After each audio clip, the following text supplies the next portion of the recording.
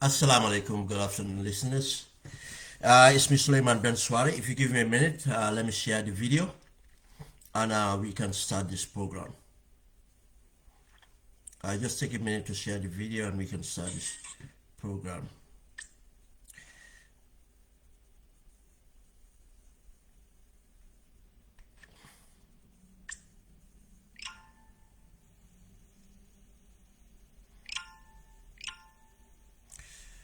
Thank you.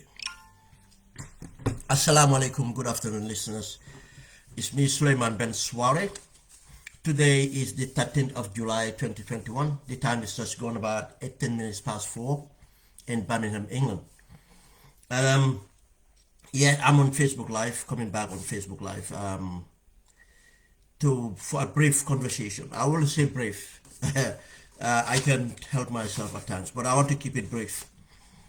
About the state of our national security, and the conversation is about identifying the problems, and can I even say not to identify the problems? I think any mature Gambian would realize that we are the country is on the crossroad, and going towards elections, it's highly likely,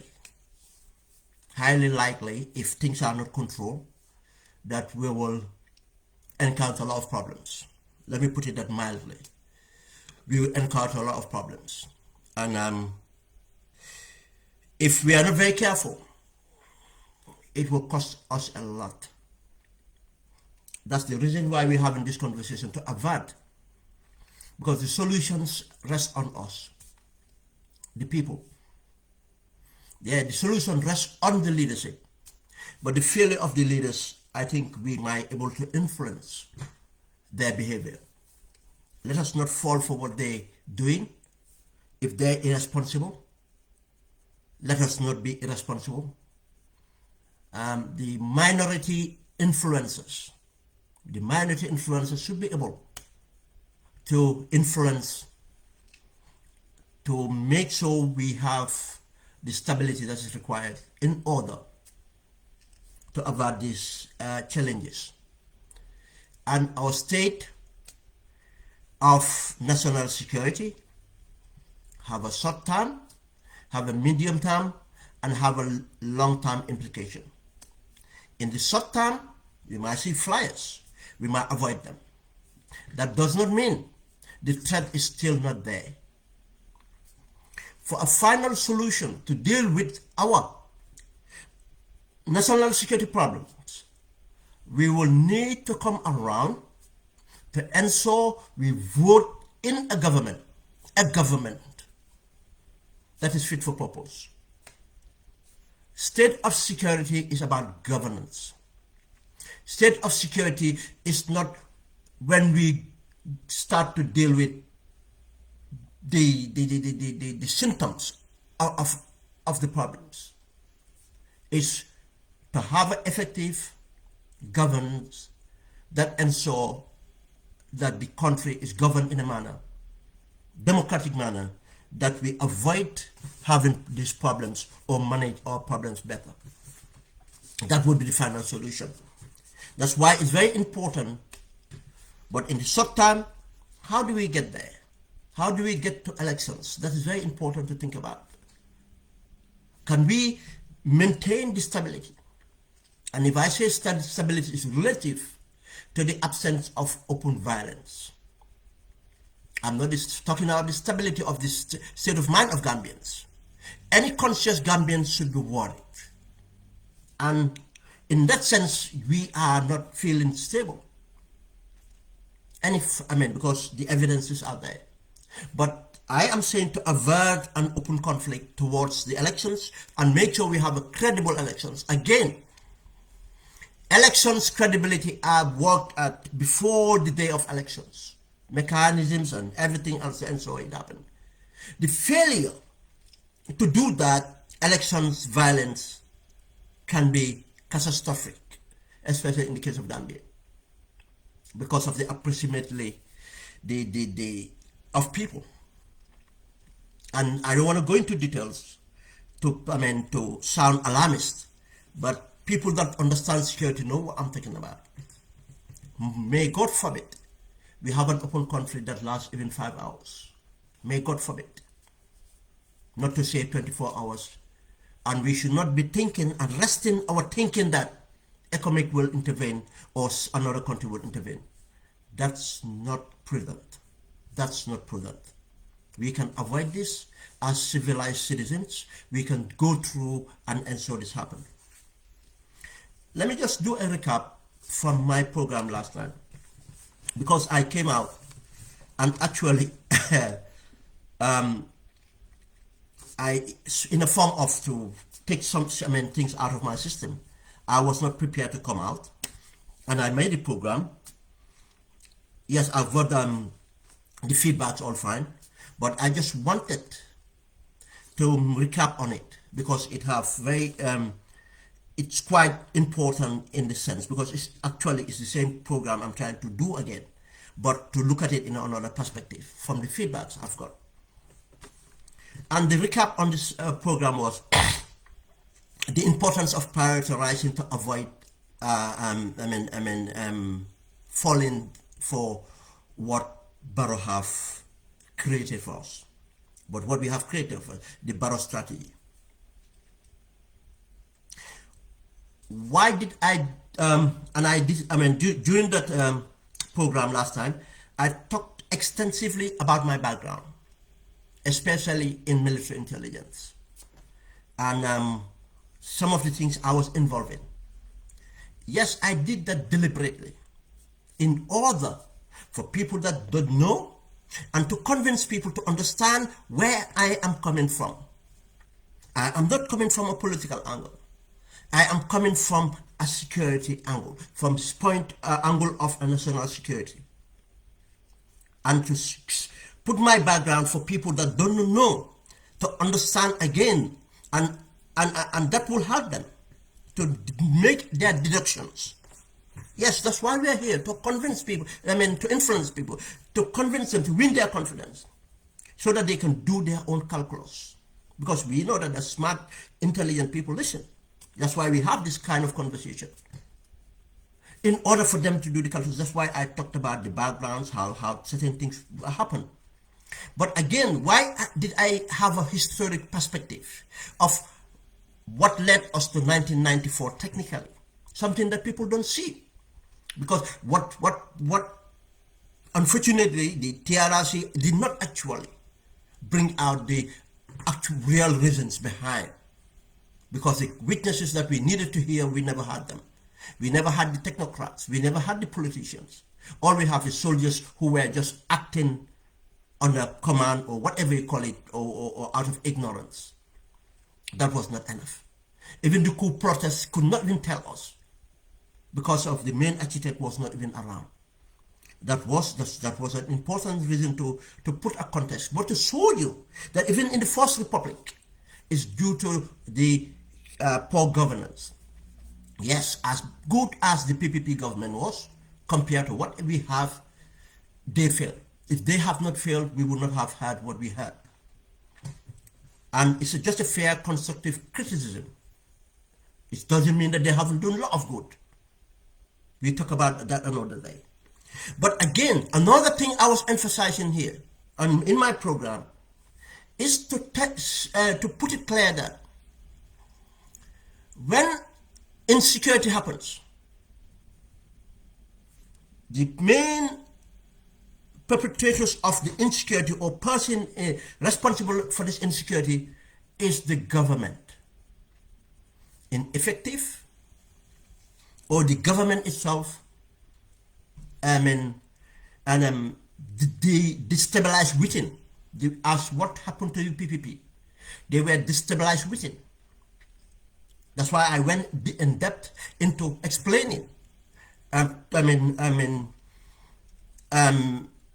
Before events leading to the 1994 coup, the problems, the infighting within the PPP, that informed Jawara to go and strategically declare that he was going to pass on to identify the people that he perceived to be against him, which literally pay off, but in a sense of widening the gap.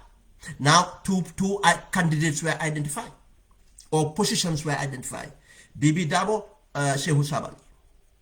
And again, the reason I went on to that was the issue again was not tribe, and tribe was something used to undermine the system itself, because everything started from when we had independence.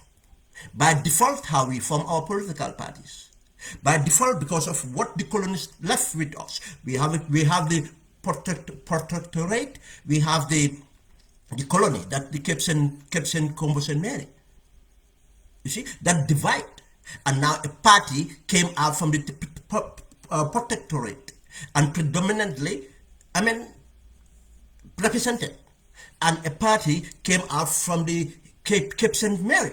And based on the influence, it had a representation of Wolof. These people have a representation of Mandinka, but it was not actually that the parties were Mandinka or Wolof based. But that's what we would identify. The Cape St. Mary, Combo St. Mary, the colonies, as seen as elitists because of being from educated class.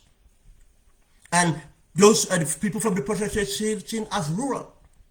You see, these were problems. You see, we always talk about the symptoms, but we don't diagnose to get to the real problems.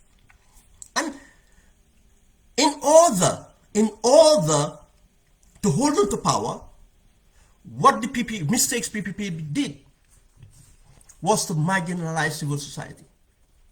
And people that know the history of the Gambia, I keep on recommending people to read Dr. Jegan Senghor, Gambia Political History, 1950, I think, to 1994. Almost every major event were documented. And you will find the contribution of civil society in the fight for independence, or you call it negotiation to independence. But in the fight for social justice, you talk to certain people of a generation, they will tell you the sophistication of the Gambian youths within the Cape Combos and Mary.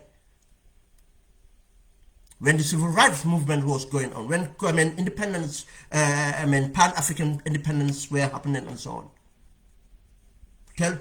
All these things, instead of empowering the civil society, they were marginalized. The unions.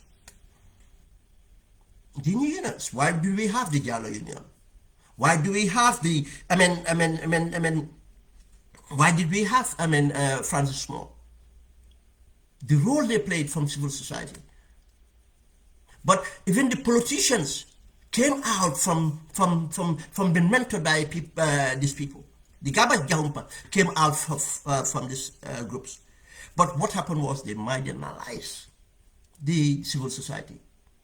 Not only that, when I marginalized the opposition, which was technically one political party, UP, by creating a politic of opportunism. And Penjai gave up because of the disappointment. And PPP become so powerful and complacent, knowing that no political party would take them out. But within the PPP, we have seen the disagreements. We have, you find Sirif Sehubashishe have resigned before to form a political party. And Hassan Musa Kamara has resigned or been removed from policing and from a political party. And the NCP came out from the PPP. But eventually, that's how it went on. But it became labeling people of Banjul Mafia and Terry Kafur. But no, it was all about a cabal. The Banjul Mafia have never represented the interests of any Wolof. They represented their interests. I mean the people termed as Banjul Mafia because they were not entirely of one tribe. But they were called that and their identity. The Terry Kafur have never represented the interests of any Mandinka. But they did their own personal interests. Their wives, and most of their wives are not even Mandinkas. Their nephews and whatever it is. We have not seen any evidence of their villages been developed or infrastructure been built anywhere else.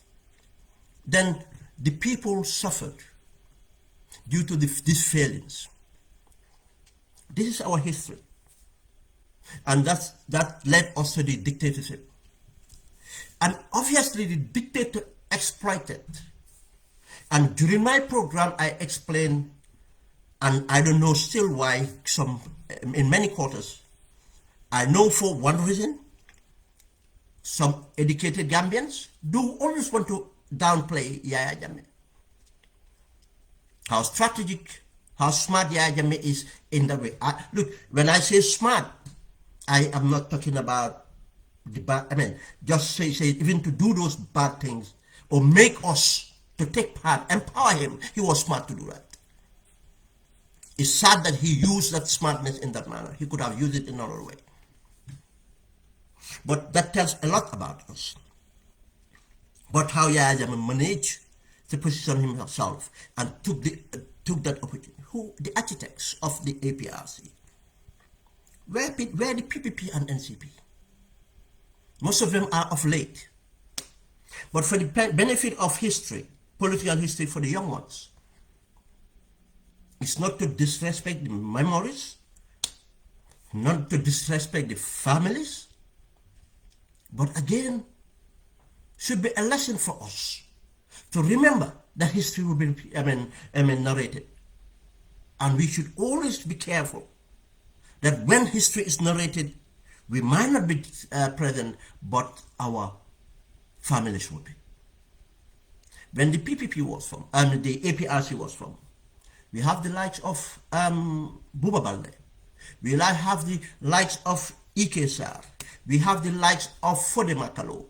We can go on the Yai Compins, the others, the Jahumpas,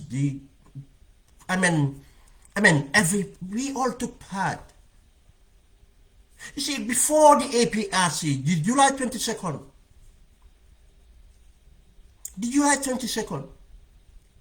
when Baba Job was forming the July 22nd, I'll tell you this. I was the first person invited.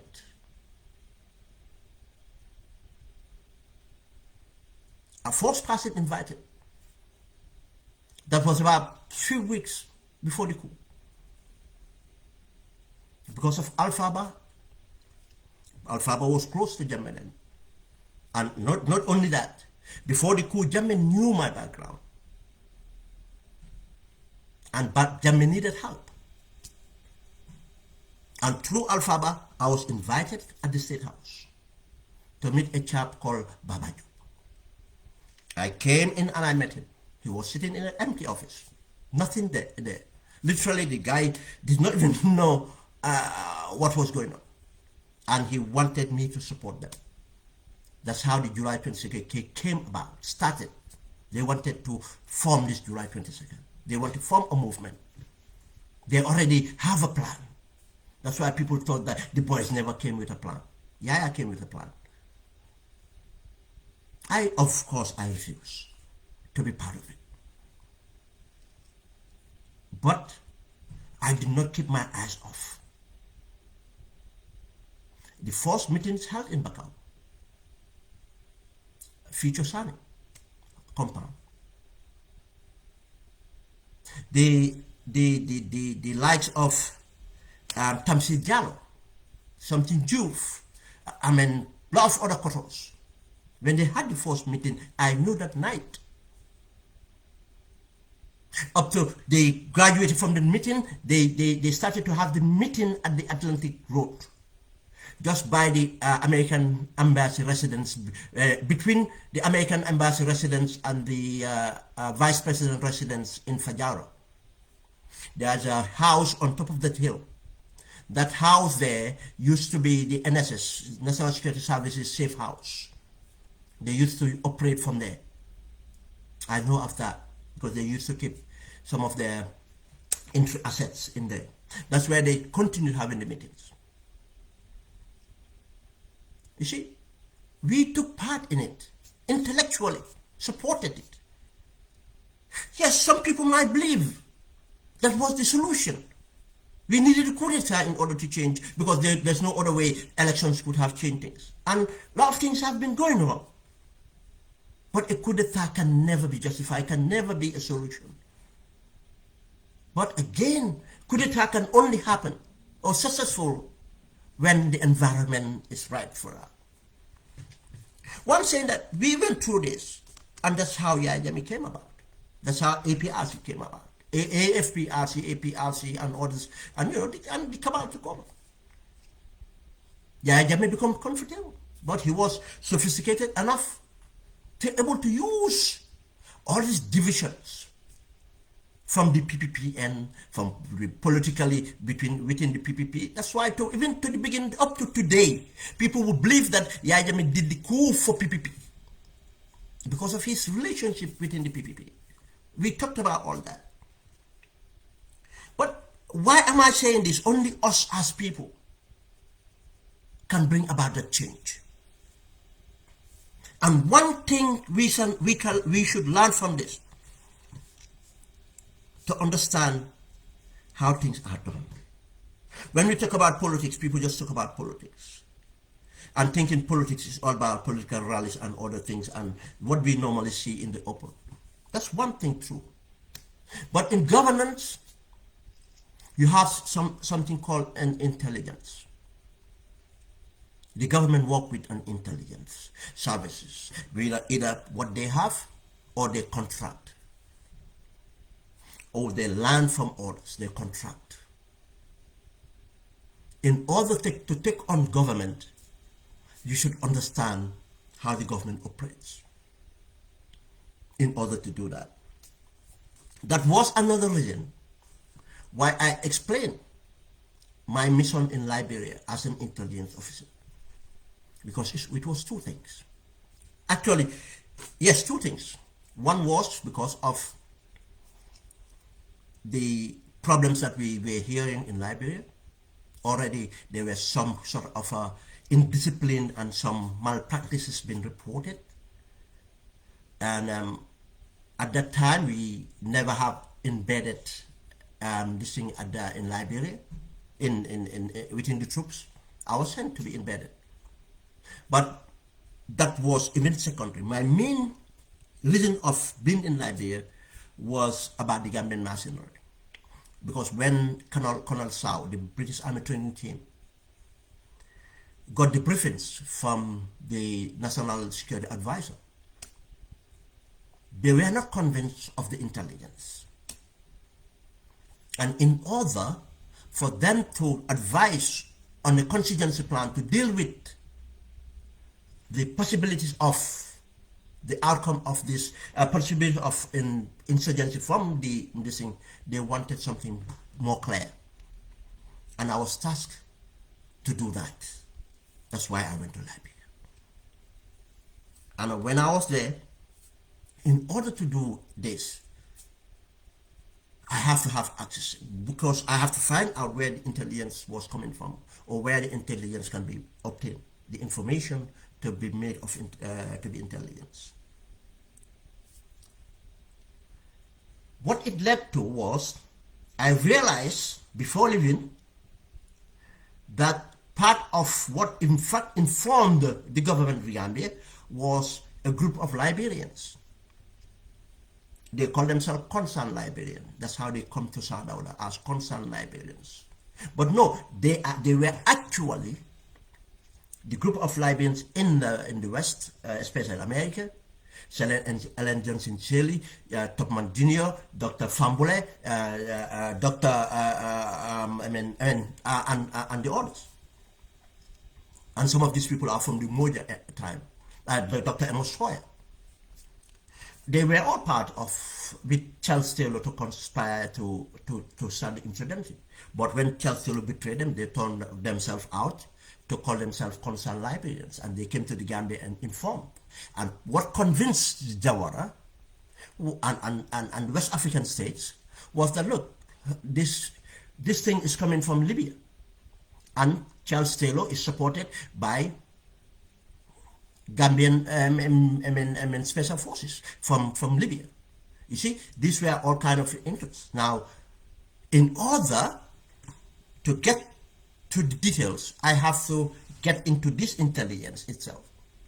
But when I went to Liberia, it's impossible for a soldier of my level in intelligence to have access to the politicians. You see, that's where professionalism comes in. I had to do what? I had to infiltrate the Inspector General himself of police. How that's done, that's what we train. In order to get to the politicians and the interim government, then they had the interim government and everything, how it runs. That was one aspect. The other this thing was to get to the Gambian migrants and West African migrants within Monrovia, from there on to be led into, because there's always going to be a relationship, they know, to the mercenaries that are in the rebel line, Kukwe and others, and build it up from there on. Why did I say this? So that Gambian can understand how things are done.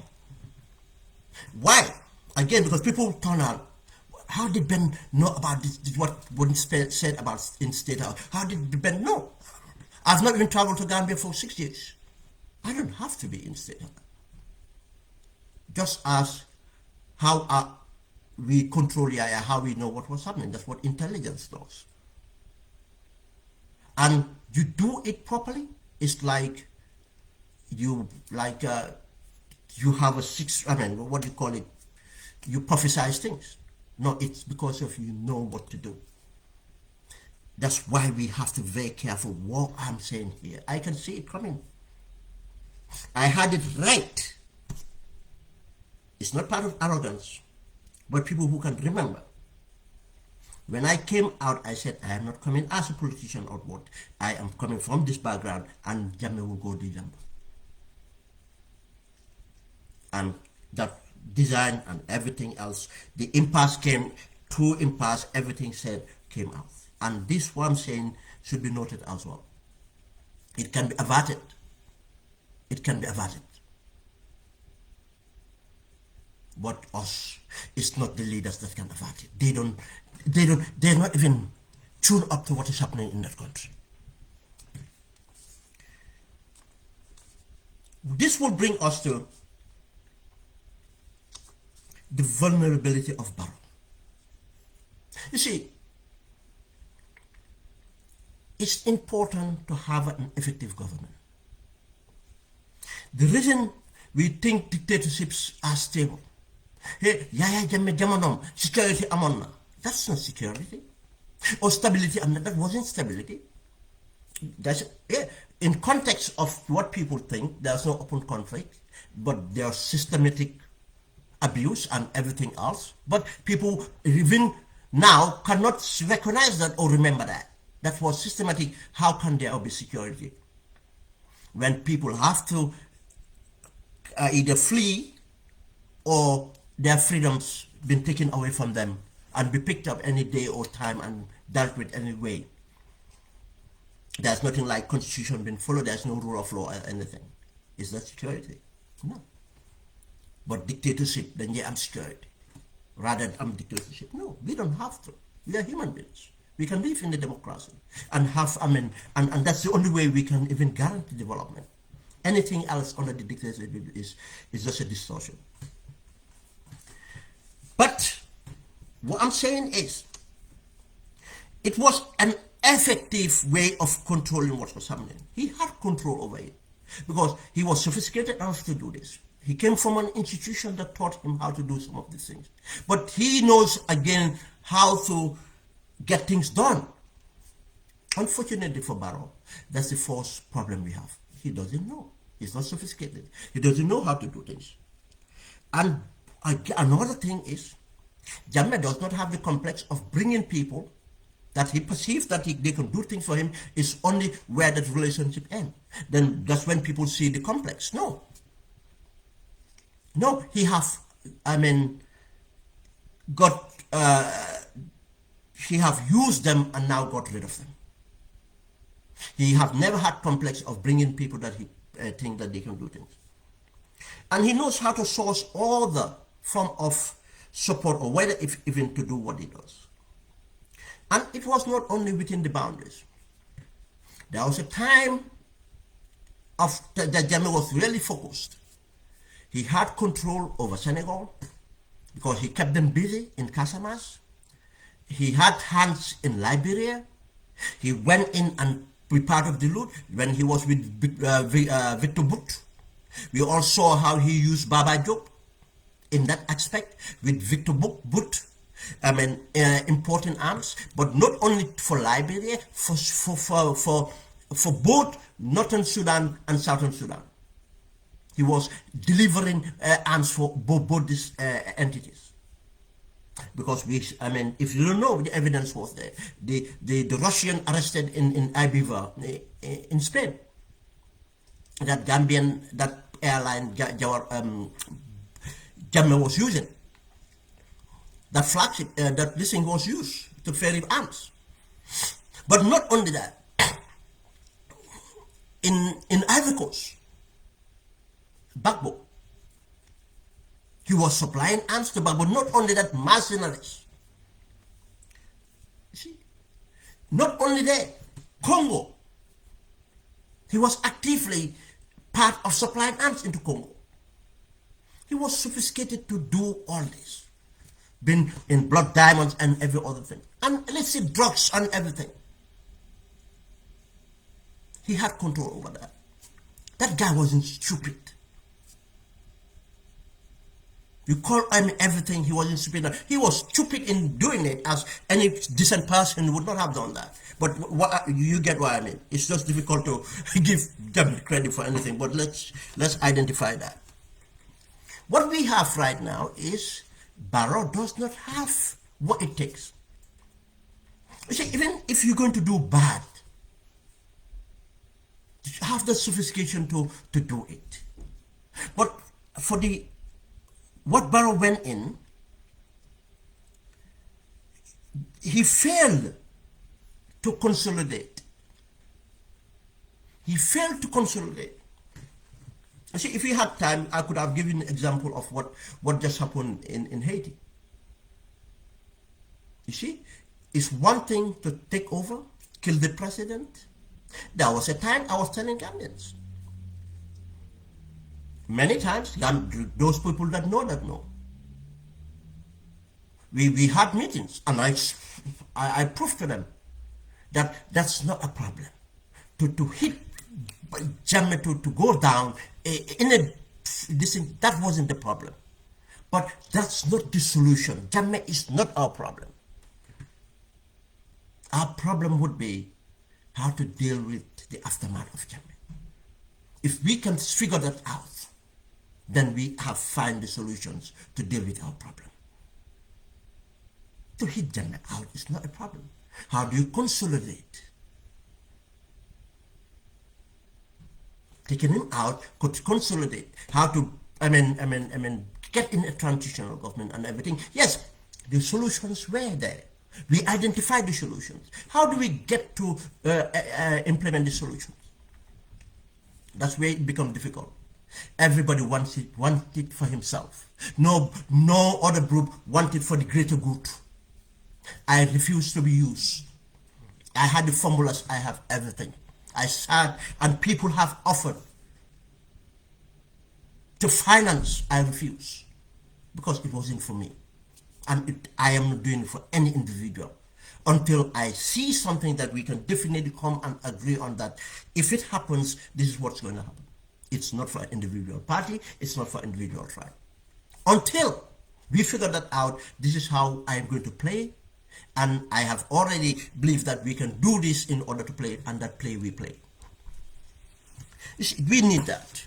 Now, Barrow did not have that because of the way he came out, his background, intellectually. But no, I don't mean education intellectually in schools, colleges, universities. No. I had none of that. I have none of that. I've not been to university or anything. I just mean to be smart, to know things. No, he doesn't have that. And he doesn't have the people that have that. You see, one thing Jammeh did was, when he had the capable people from the PPP end, he used them and got rid of them. And finally, and I'll come to that when I talk about the APRC, gradually, he ensured that he controlled everything by putting incompetent and people that he can control in power. And that's why his system was weak. This is one thing I identify. I know that Jammeh was not even strong. It's just a matter of, if we're ready, we can get it. And we did.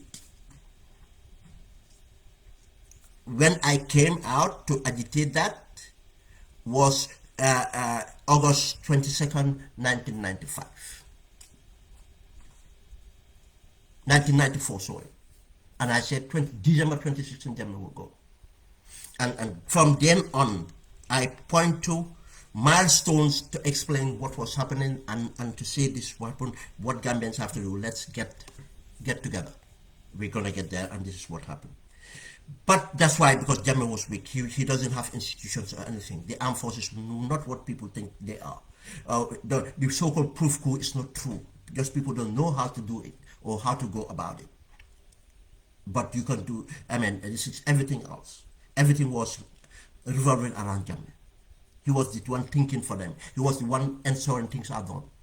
Now, if you keep Jammeh busy, if you intimidate, manage to manipulate and intimidate Jammeh, then Jammeh will be completely disoriented. When Jammeh is disoriented, all these systems, there's no, the resemblance of system will not work. And then you can walk through and do whatever you want to do. This is what happened. Now, Barrow expected to use these people, or because of I was a campaign manager for Jammeh, or I was a CDS for Jammeh, or I was a SIS director for Jammeh. This is the distortion. Again, the other politicians he have around him. You see, even the people don't understand the PPP. The popularity of Jawara hold PPP together. After Jawara, show me any sophisticated PPP minister or politician. None of them. None of them. Engage them. Engage them personally. They cannot tell you anything in politics.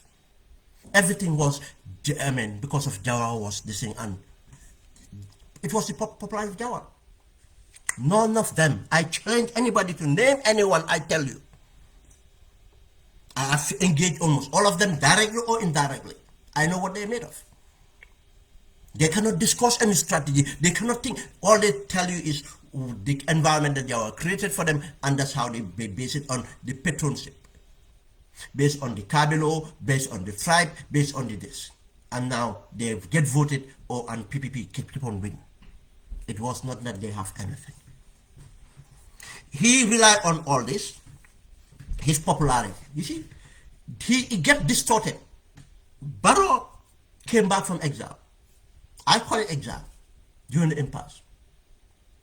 And that the euphoria and the amount people came out. Barrow could not believe that. This is approval rating. Because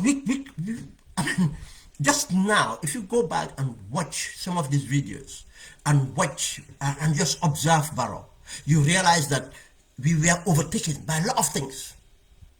Because we were thinking of a future.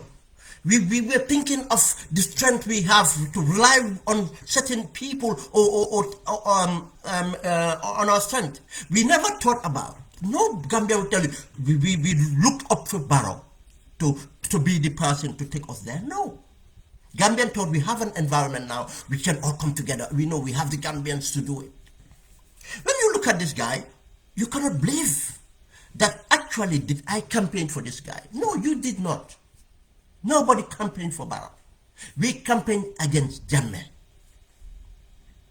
But Barrow did not understand that.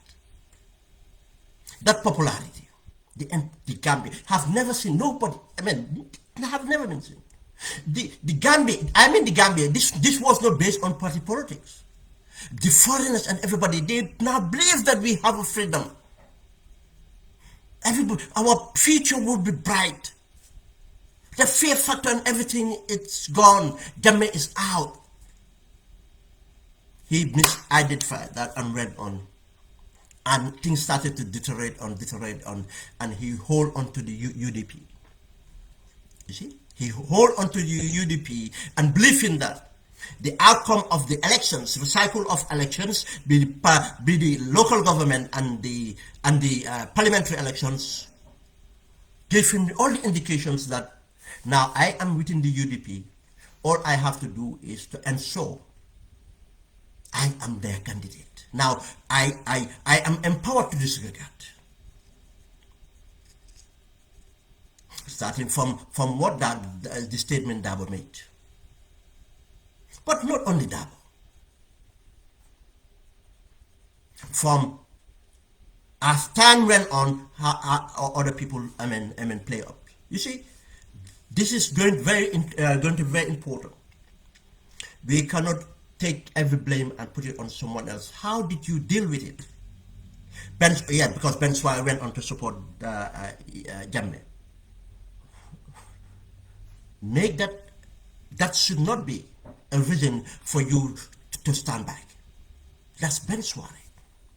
But those failures, and now he was made believe. If you take incompetent people and put them around you, and you expect to be told the truth, you take them as advisors, take them as confidants. The people that will come, Gambians came from all walks of life. He was the most consulted executive we have ever had and will ever have, because any executive would have control. I know it was not even an open door policy. It's just the default, because the guy was not in control. Everybody was walking in and out. Probably he was overloaded with information. Every expatriate in energy, in everything came to him. He cannot digest that. He doesn't have the intellect to digest that. No, he was already interested in what? The wealth. Now during the impasse, they started to bring.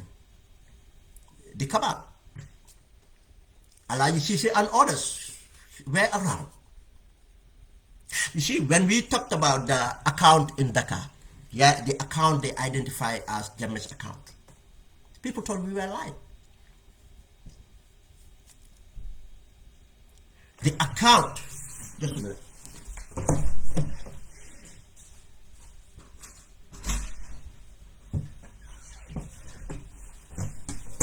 When we talk about the account in Dakar, and that account was linked to another account in Singapore, that was an account Yaya Jammeh was running. How they work with the Senegalese government to turn that account to a sovereign account and to authorize so that Barrow can have access to that account. It started in Dakar. And the guy just got all these people coming to him. The petroleum exploration companies meeting him in Dakar. Every kind of businessman meeting him in Dakar. And that's what motivated him. It was nothing about leadership. And that's why I said, yes, a political miscalculation for the UDP and Ousainou Darboe to make those statements. But the intentions of Adama Barrow was in Senegal. I've pointed at the interview that Adama Barrow started to caveat, started to show his hands. I pointed it out then. No, but politicians are politicians. The UDP thought they would be there. And that's how Adam Barrow thought he was going to be entrenched. But when UDP said no and moved away, what Adam Barrow have got left? Nothing, absolutely.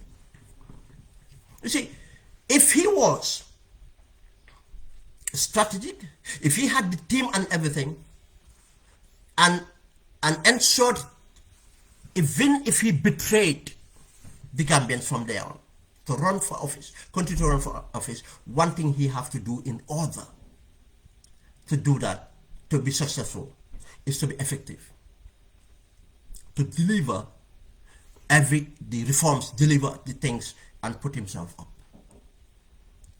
Yes, because they have already disregarded MOU. And put himself up, I tell you, you'll be surprised that Gambians would not have been bothered. Human beings are like that, especially Africans. But no, the guy went on just concentrating on building himself. And everybody around him building themselves. There's no system, there's nothing. Everything that was meant to be dealt with have not been reforms and everything. He was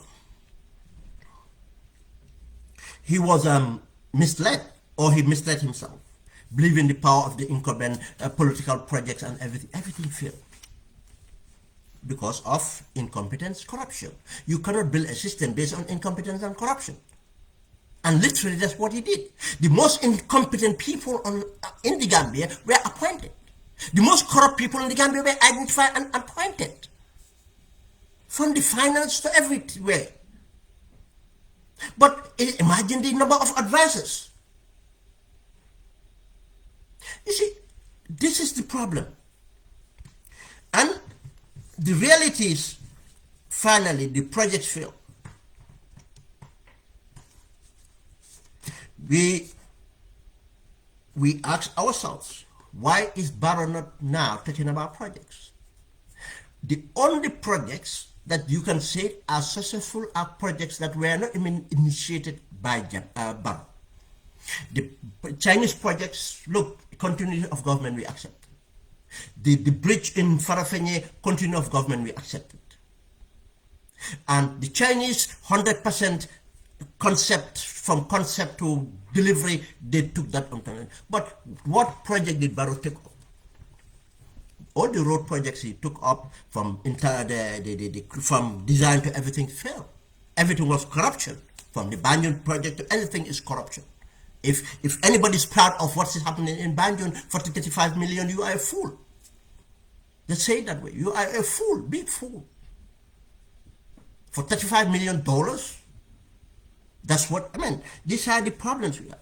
But the most important, people lives got worse. Not the medical, jobs, education, a basic standard of living. Gambians cannot afford anything, literally. There's no middle class per se. I mean, nothing actually. And he became, but now he is desperate. Now the corruption and everything, and Barrow thought 5 years was a long time. It was for a long time, 5 years.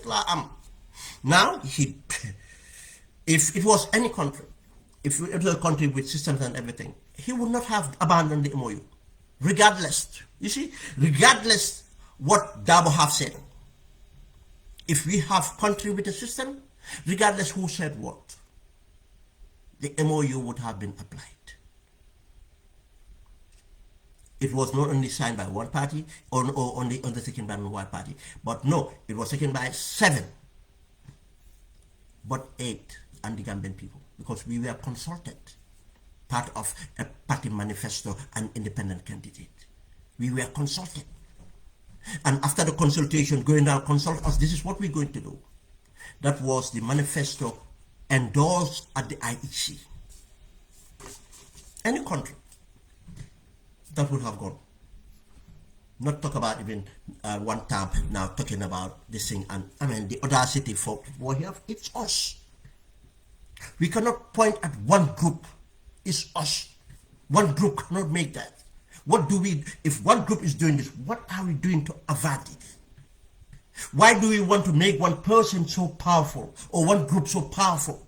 No, that's an excuse because of laziness. That's an excuse because of, for us too, we are dishonest. Laziness and dishonesty is a problem. But I want to tell Gambians one thing, and based on national security again. The thinking of Barrow is living in a fortified environment. He's always guarded by Senegalese forces. I am not going to say the other things, they are of national security matters, but when Gambians even know that, they'll be surprised. But it has to do with not trusting Gambian security, this thing, and we all know that. But I don't want to go into details because it's just not done. But entirely, his security is based on Senegalese forces. Now, he's living in a fortified environment, be wherever, Makamba Kunda State House, or in a convoy. In a moving convoy, though, is another thing. But what Barrow is looking at, what he has to lose now, he has to throw everything now. Because if I lose this election and the country intact, Gambia have to think about this. Let me just say it very carefully. If Barrow goes to elections and the elections go peacefully and result came out to say Barrow have lost, that will be the longest period of transition for handing over, because Barrow knows exactly what's going to happen to him, his fate. And nobody will say it's a revenge or nonsense. Revenge of what? It's justice. Corruption, the level of corruption. You expect us to let him go? Oh, if you say these things, that's why he will be a dictator. That's a lie. That will not stop us saying that justice has to be delivered. Barrow knows that if he loses these elections, that's the end of him because of the corruption. Barrow knows that even if he runs to anywhere else in a matter of time, he will not live in peace. He will not live in peace. Dictators have always, people have done that have always failed. They always end up being prosecuted or in fear of prosecution. But Barrow will try everything, thinking that and knowing that if there's an open conflict, he's protected, his family is protected, wife and kids are protected, and that's what he cares about. And do you know what will happen? A helicopter will come and airlift him out with his family. And who will be left out in the streets? Us. And now go out in the streets and identify a Pol or a Sose or a Jola or a Mandinka, and you think that you have identified a Jola. You just identify your brother. You just identify your sister and kill. That's what happened in Rwanda. And not even in Rwanda, because Rwanda have the history, that history of real. But you know what I mean. How we are interrelated. A Gambian. This is what's going to happen in an open conflict. He will leave. Did you? He will not come out to fight. His wife and kids will not fight. No. Bear that in mind. Bear that in mind. He will not even take a convoy to airport. Why did Yaya take a convoy to airport? Yaya ensured he have a president with him, a foreign country. You see, dictators know what they do. Why Blaise Compaoré sneaked out in a convoy. He sneaked out and left everything behind. They would run. They would not fight. We should remember that. It's I have Jola nephews, niece, every tribe in my family. Every tribe and every Gambian have the same. I'm no more indigenous than any Gambian. My both parents are foreigners. But for the period they live, almost a century in that country, I am connected to every tribe and every religion. And every Gambian is. Think about that for a minute. Think about that for a minute. That's our state of national security. Now, it comes to the final call. Now, 5 years, he thought he can get away with this. No, Gambian Amal Halis, Kodo Bondi. Tell them president or yai president, you have 40% guaranteed income and 30% guaranteed income. I don't know where they get the figures. And you, I mean, Chiefy, Alcalo in France, I made a program about this saying that the transactions have changed. Ablai Wada would not have lost on elections. Other elections, we can go on. Ghana, how many incoming and other places would not have happened. But as I said again, a lazy thinking will just continue saying it. Now, the unpopularity is out there. He thought he can use the UDP and train himself, and UDP make him a candidate. That failed. From then on, he was working to have the APRC. You see, that undermines our reforms. From then on, he was working to have the APRC. Sidinyai, straight away, and other people. The SISDG, they were working from day one. But that's the stupidity of these people. Even though they inflicted, they believe they had it. I don't know how our SIS work, our intelligence work. I just don't know. Because it didn't never make sense to me. They had one angle talking to Jammeh. They had another angle talking to the APRC executive. Now, thinking that this is their thinking, if Jammeh did not give us what he wants, we'll take the APRC from him. This is what they thought. Through Jammeh, when Jammeh Morris passed away, Adama Barrow in fact wanted to give Jammeh a leave to come and bury the mom and stay for a while and mourn and go back to Equatorial Guinea. I tell you these facts. Senegal said no. One thing they did, now they gave, that's why Senegal allowed that permission for Jammeh to be hovering around, to hire a surveillance aircraft, to stay around, to hover, to watch the position for how many hours in our air. At that time, that's the time they started to talk with Jammeh. We know that. But at the same time, they started to talk to the APRC thingy, to the SISDG and others. That was the reason Jammeh fell out with Emeba, when Emeba was the interim leader. Emeba interim leader. They fell out. Because of Jammeh realized Emeba was trying to sell the APRC to Barrow. That, and obviously, change of leaders, they got far back. We'll come to that. He was working on that. Again, he poured everything to try and take the rock under carpet under the UDP, trying to buy UDP influential members in order to break away the party.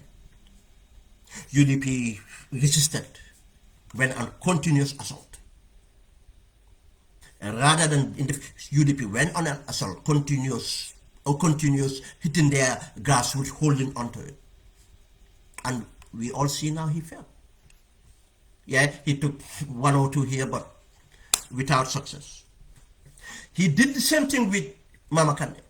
Yeah, he got some MPs and everything. But if you understand how these MPs become MPs, you'll not be worried about that. But the popularity, what he wanted to get from GDC did not happen. He tried GDC to get GDC on board. They cannot agree on anything. Then he went to the assault to buy our GDC executive or members or MPs or whatever. Still now, GDC is intact. Even though their MPs have gone, they're intact. Because the MPs were put there by the grassroots. But not only that, now, because of the realities of the country, the corruption, the state of hospitals, deliveries, NAWEC, everything out. Do you hear him talking about NAWEC again? No. Hey, we'll come to the economy, how all these things happen. But what I'm saying is the black Gambians are not better off today. And it's sad when we hear Gambians say that, that's a human nature. They forget about the insecurities and orders. And remember, some of the Gambians, yes, insecurity, but it was not for them. The insecurity was the influential people or people that who oppose the IMF. It was not for them. For them, you get measure, they were better off. They can afford fish. They can afford 1 square meal. They can do this. There's possibility of scholarships to college. Even that Adama Barrow cannot achieve. We need to maintain the number of scholarships going to college. The guy doesn't care. He doesn't have empathy. Come on, all these things, it's difficult. What are you going to support? You cannot say that I'm better off today than yesterday in any form. Individuals can say that. Those in his party. And that's where the problem is now. They have nothing to sell to people. Now, that's desperation. What does he do? Now he have to use, he failed on the reforms. We all know that. Now he have to use what? A strategy. That's where we should be careful. Now the strategy is this. I have to make this election. Adama Barrow want to make this election between Adama Barrow and Ousainou Darboe. Or NPP and UDP. But one thing happened, it failed. Part of it failed because there's no NPP. Because remember again, when UDP, he could not get UDP, he could not get GDC, and the ongoing, I'll get to APRC, the latest development, we look at that. What happened is Ahmad Bah. Ahmad Bah was the only party. We know that my party didn't have a party. There is no, my party doesn't have a party. Henry Gomez didn't have a party. Oje Jallow did not have a party. PPP is not a party. And who else? Aissatou Touré cannot even convince his Kabilo. Who else? There's nothing. It was only NRP. And NRP, in fact, because of being in government and looking after himself, even lost the little he hold on to. Now, he doesn't talk about politics. And watch this space. Watch this space. I know Ahmad Bah. Ahmad Bah. Ahmad Bah, you can see from the failed launch, NPP launch, and the disagreement, and for him being betrayed, because he was betrayed, he trusted the person, that person recorded the conversation, and Barrow got that conversation. They fell out. But now, Ahmad Bah, from there on, you can see Ahmad Bah now starting to be responsible. That's why when I see people quoting, but Ahmad Bah himself, NCP is not a party. Thank you. NCP is not a party. We all know it's a scam. Ahmad Bah started at the edge. Even Ahmad Bah did not want Ousainou Darboe to be insulted. Ahmad Bah pulled. Ahmad Bah, who started the insults? Who started the division? Didn't you remember in Bara, the first presidential tour without UDP in Bara, the statements that Ahmad Bah made explicitly and others? But no, Ahmad Bah now is scared that UDP might, or likely, highly likely, he is calculating the future. Ahmad Bah is trying to avoid prosecution. Now, Ahmad Bah is gone. Even when Ahmad Bah comes out to speak, now you don't hear that anger or that shouting or that kind of this thing. No, he doesn't agitate the UDP anymore. He doesn't attack the UDP, and if anybody want to attack, he would make to be responsible. Because Ahmad Bah knows that Gambians forget easy. You see, that's where Yaya Jammeh made a mistake. If Yaya Jammeh had just accepted, conceded defeat, and just and let the transition go on, before Parliament, Yaya Jammeh was going to capture our Parliament, because we forget easy, and no reform would have happened. Yaya Jammeh would have been, APRC would have could have come back to power. That was the only way. But he miscalculated. He went for another strategy and it failed. Amadba realized this. Gambian can easily forget. And Amadba too is a politician, thinking that I'll be quiet. As someone said, don't rule out Amadba joining the UDP the last minute. Thank you. You said that, and I was thinking the same. I'm not saying he's going to join the UDP, but he might. To the last minute, and look, it's politics. No UDP executive will tell you, if Amadba come and join, we're not going to accept it. I don't think so. It's politics. I don't think UDP would be stupid to do that. But he would try that. He might not even join the UDP. He would just be silent and orders. But he will likely, it's very high likely he might do that. But all depends closer to elections. He's doing his calculus. Because of the amount of corruption that Amadba gets in, he doesn't want to be prosecuted. Now, it's not that Amadba wants to go into government again as a minister. No. Amadba believes that now he's got. Did you hear Amadba in politics anymore? No. Now he got the money. This is very important. I'll tell you why this is important. Now, Barrow doesn't have any base. And I said this. Gambians who have followed my program saying that Barrow have not got a party, Barrow cannot even form a party. What we have, interim executive. Why a government? You are a government. You want to form a political party. Look, you can't even form your last minute you have the interim executive. And there's no real structures of that. And that's where we are today. There's no base. Everything is about money. Giving money, mobilize. Giving money, mobilize. If they want a crowd, they will have to pay people, ferry them, all these things. Test the popularity.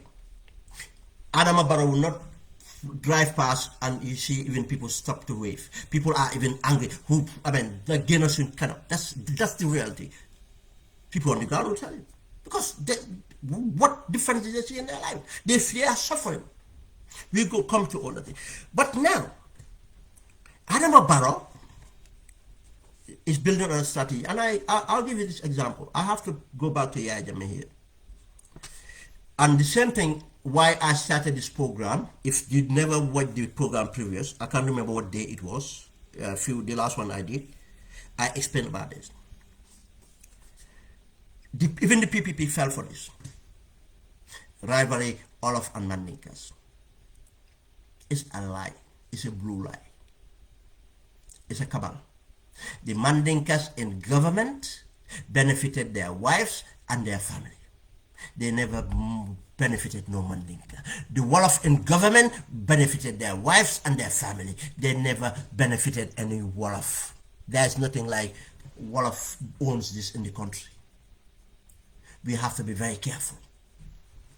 But eventually what happened in the PPP, two Mandinkas became the major rivals because that's the political realities. Bibi Dabo, Sehu Sabali, and other groupings went behind them, the cabal, to take power. It's all about capturing the power. Yaya Jammeh understand that and did this. What Yaya Jammeh did and used to do.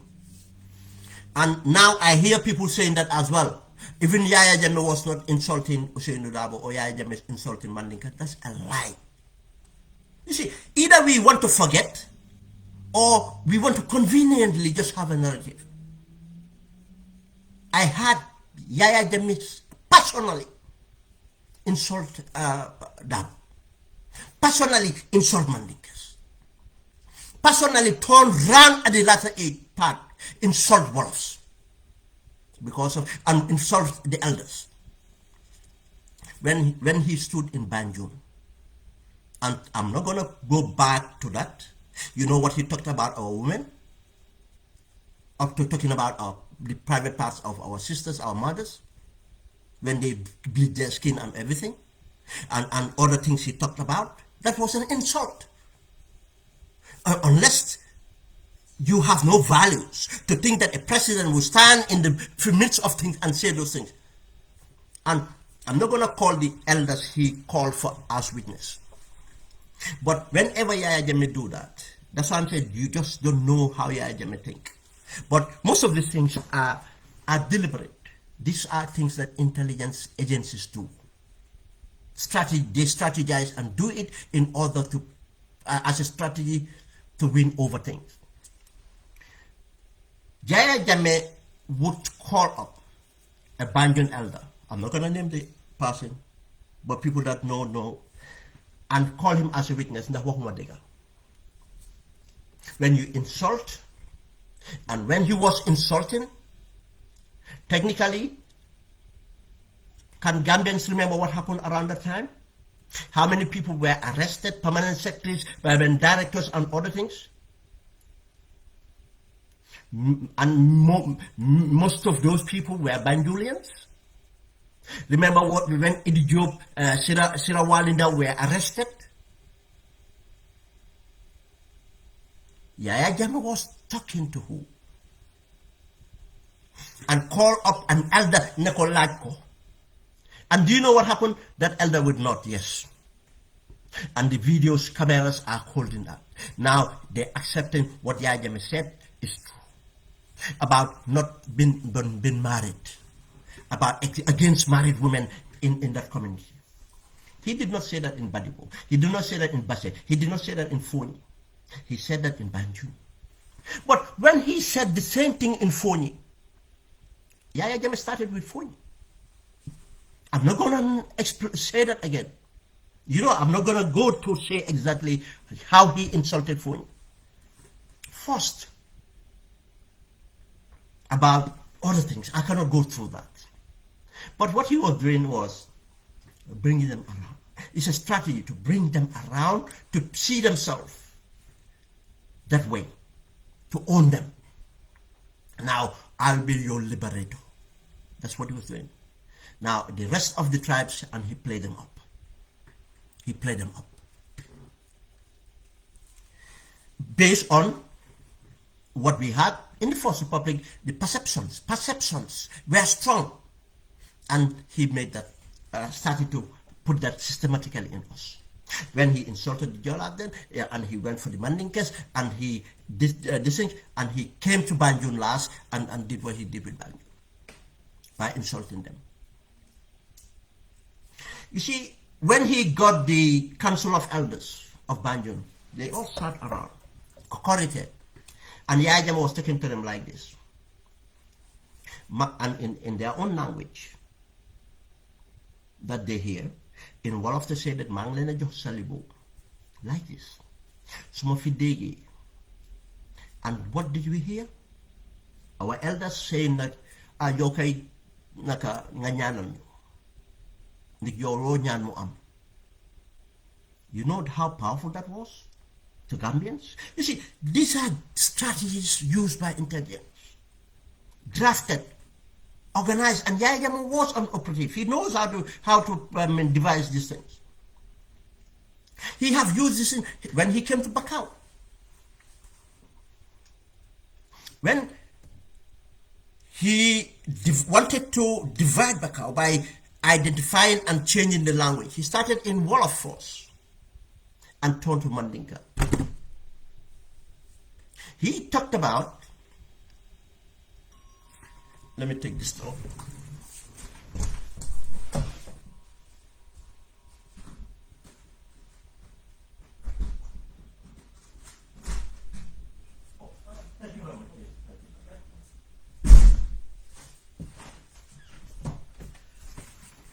What Yaya Jammeh did was,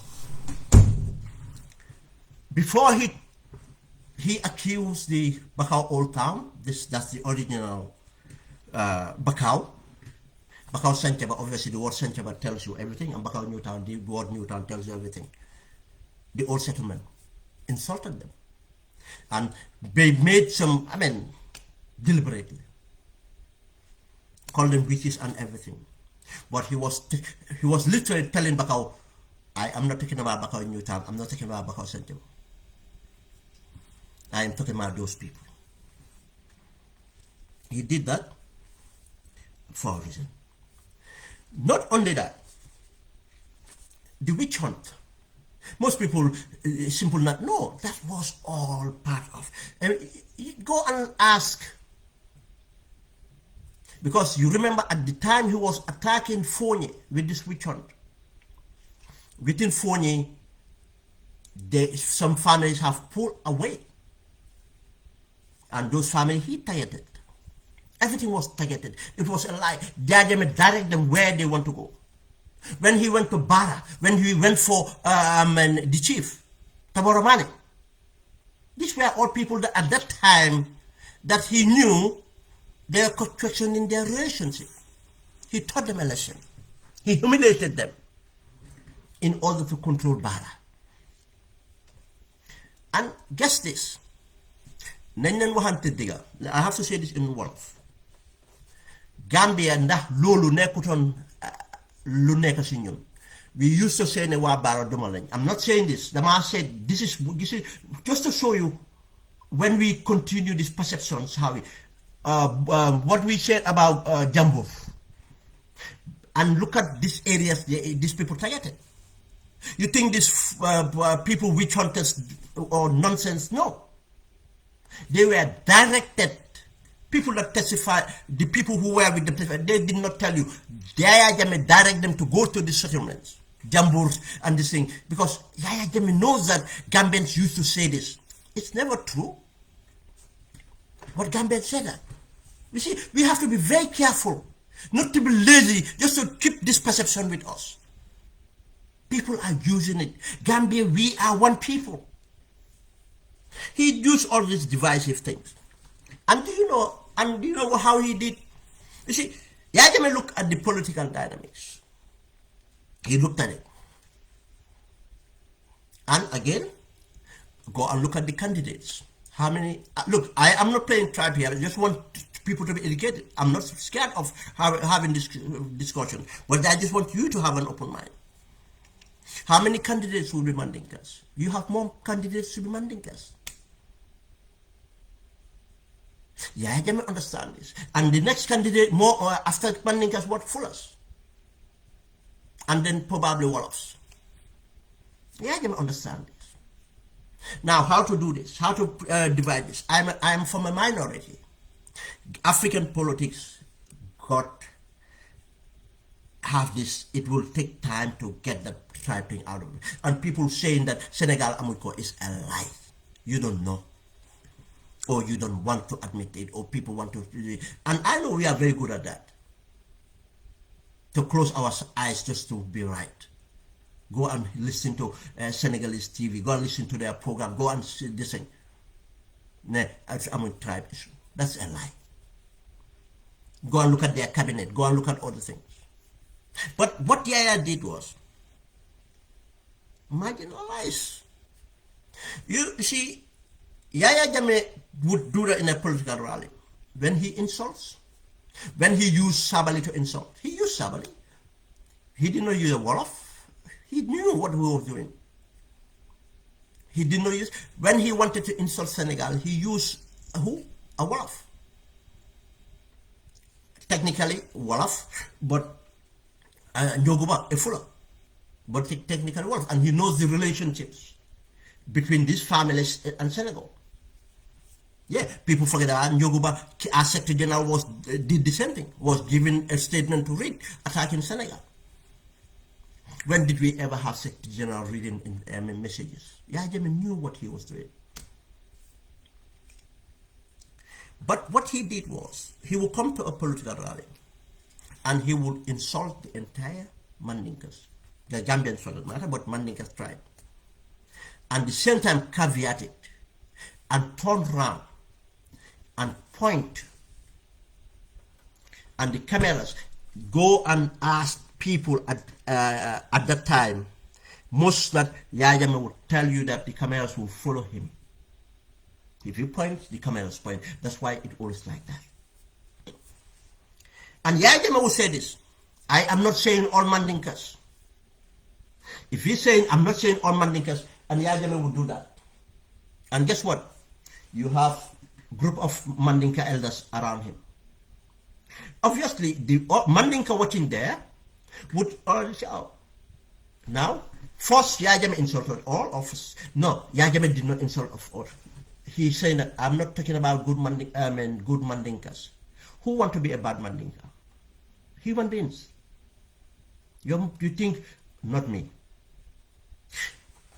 I am not talking about good Mandinkas. I am talking about Mandinkas in the opposition. If Mandinkas were not in APRC, you think APRC would be? No. Even today. Go and see the constitution of the APRC. But he will say that I'm not talking about the good Mandinkas. I'm talking about the ones in the opposition. And he will go further and accuse them. All they're doing is working with the white people. They want to bring homosexuality into this country. You see, again, religion. And people say, oh, no. They are paid. But whatever, inshallah, Allah, and say all those things. And yeah, they looked at him with his half-time and every kurus and the so-called camel. Yeah, no, he's Paris. That people forget about their problems and everything. Now, who is their problem? The NCP, the UDP. And now that narrative we all take on. But we forget that. Who is telling us this? Who is telling us this? But again, it did not start with the item. It started with what narrative? Elections. Now, it goes on. Tell me, you see, it's not, nobody represents anybody here. They represent their interests. I'm not talking about these people. That went on. And now, we can see the same thing Barrow is doing. Same strategy now. Barrow is not telling us that he's going to make our life different because he cannot say that. Evidence is getting worse. Why did Barrow not go and talk about state of our hospitals? Look at even this emergency, that's in our hands. And the donor fatigue from the diaspora, we are tired, we don't have it even. And again, we see the government have money, throwing it up. It undermines even the goodwill that comes from the diaspora or the Gambians. This is the kind of government we have. But schools, nothing. Even there's no single classroom built by Barrow government. Everything is alive. All those projects are under the MRC Holland Foundation. All those thousands of classrooms or the institutions that did it. Nothing. He would not talk about those things. What he's trying to do now is to us to believe Gambia, we have a problem, and the problem we have is UDP against me. Why I want people to think about it? What about the other parties? If you think you should not support UDP, why not support PDOIS? Why not support CA? Why not support GDC? Look, I can go on. Why not support those parties? Why the narrative have to be, and the people saying, Nenel wahante diga. Fi nyari parti rek fi taxaw. NPP, ana NPP, kan na gis parti NPP amut. Why ñuy gëm ne ñaari parti rek fi taxaw? NPP la wala UDP. This is the narrative. Now, once they do that, now they want to tell you that UDP would be about Satan. UDP would be about destabilization. UDP would be about revenge. UDP about this, about this. That's why I keep on telling UDP, be the executive, be the people. If you support your party, be strategic. If you have the right to react, to respond, but don't fall for that. If you respond, be measured. Turn it around. This is what they want to play. Why am I worried? Because it's Gambia is going to affect. Not UDP. All of us. UDP will be affected, but all of us. Because we are walking to that problem. Now, that's one bit. Now, let's look at the other bit. Not UDP, not Barrow. What rest of us doing? Barrow and the strategy, and yes, one thing UDP will be happy with is that Barrow will say that they are the only people to win. UDP will be happy with that. Yes, UDP will not want to be, UDP will not want to be insulted. UDP will not want to be associated with revenge and everything else. But to say that they are the only party to win Barrow, they will be happy for that. But now, and it seems in many quarters, Gambians are sucking onto this. That's what Yaya Jammeh did to us. To believe that it was only him and UDP. Now, he marginalized the UDP and, torture and, bribe some of them, take them away, implanted moles within, put the tribal angle, divided the did all that. But who is suffering? The UDP suffer, but entire Gambia. But even at the latter part, how many people were in prison? Or how many Gambians been sent to prison and out? How many Gambians were killed? Was it only UDP? No. Which country was suffering? Gambia. That's always we should remember. We will end up suffering. And we can use democracy, we can find solutions, and to make sure our mutual interests is looked after, the common good. Now, the other parties, or some members of the other parties, or other parties, in fact, if by not saying it, it's as they've given up. I'm basing on look, even their presence at the polls. Look, it's a constitutional right. It's part of the electoral process to send representatives to make sure elections, the registration go right. Why not? It's if you are in a competition. Now you can see supporters of other political parties don't want to even criticize Barrow, because they think that if they do that, they're doing a favor to the UDP. Now you are accepting that you have failed. That's not true. The elections are not decided yet. Yes, today, because of what we done, if you hold the elections today, that's what we have. But that does not mean that in 6 months, it's going to be the same reality. But if we behave this way, it's going to be the reality. It will be between NPP and UDP. Is that good for democracy? No. Especially that now the elections are not going to be fought on policies. Because now the government NPP have strategized to make the issue about an impending violence, to scare the people, to alarm people. What are we doing? Did we look at the statistics? Did we look at the election register? Did we look at the demographic of voters? Did we look at all that? Did we put a strategy to win this thing? Did we look at all the things that we can do? That's what makes the change.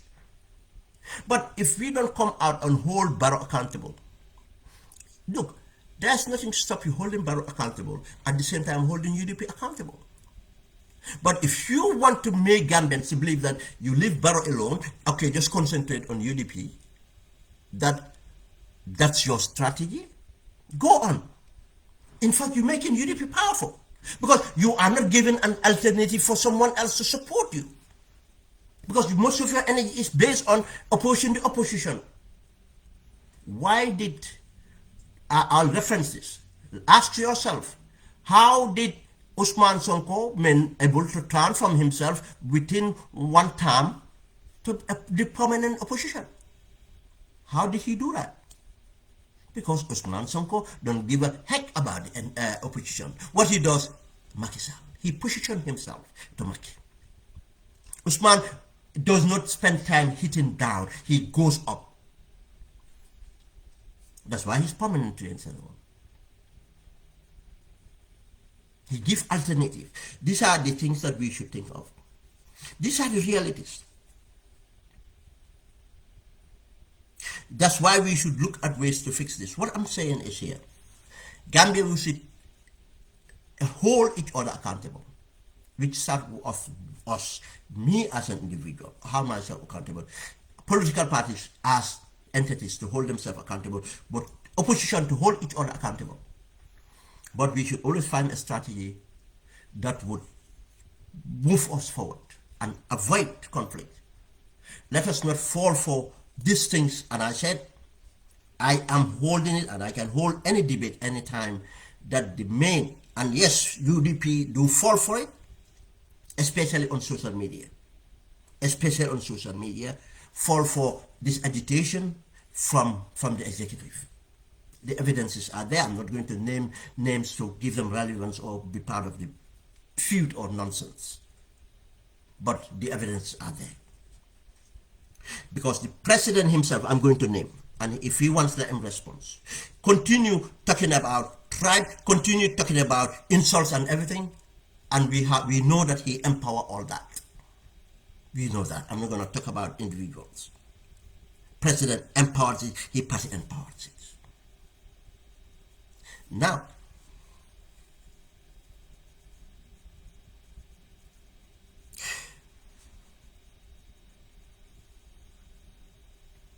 the desperation of Barrow have continued. Now, everything have failed to listen. Now, what the APRC? Now, he have thrown money to the APRC. Now, that's it. That's my chart. That's my chart. That's my structure that I've worked out. And that's what I'm going to deliberate on. Why did I do this? I don't base my analysis on sentiments. I invested a lot of time, but it's my interest. There's nothing that inspired me more or motivated me to do anything more than to see the effect, the impact. That's what I want to see. I want to see our democracy. This is where I am putting my energy. I am putting my energy to build that democracy. That's why I said I don't fit in party political structures. But I am biased, and my bias against Adama Barrow. I'm biased against the incumbent because of the power they have. And what I want to do is to neutralize that in order for the opposition to have the level playing field. As an individual, that's what I do. And anybody and anything I work with, that's my ambition. And in that way, I believe I'm empowering and to create the greater good, to impact on the greater good. Now it's up to political entities to up their game, and we all benefit. In a sense, to have a very competitive elections, to have a level playing field. What that does is, that's what avoid conflict. We benefit where conflict none.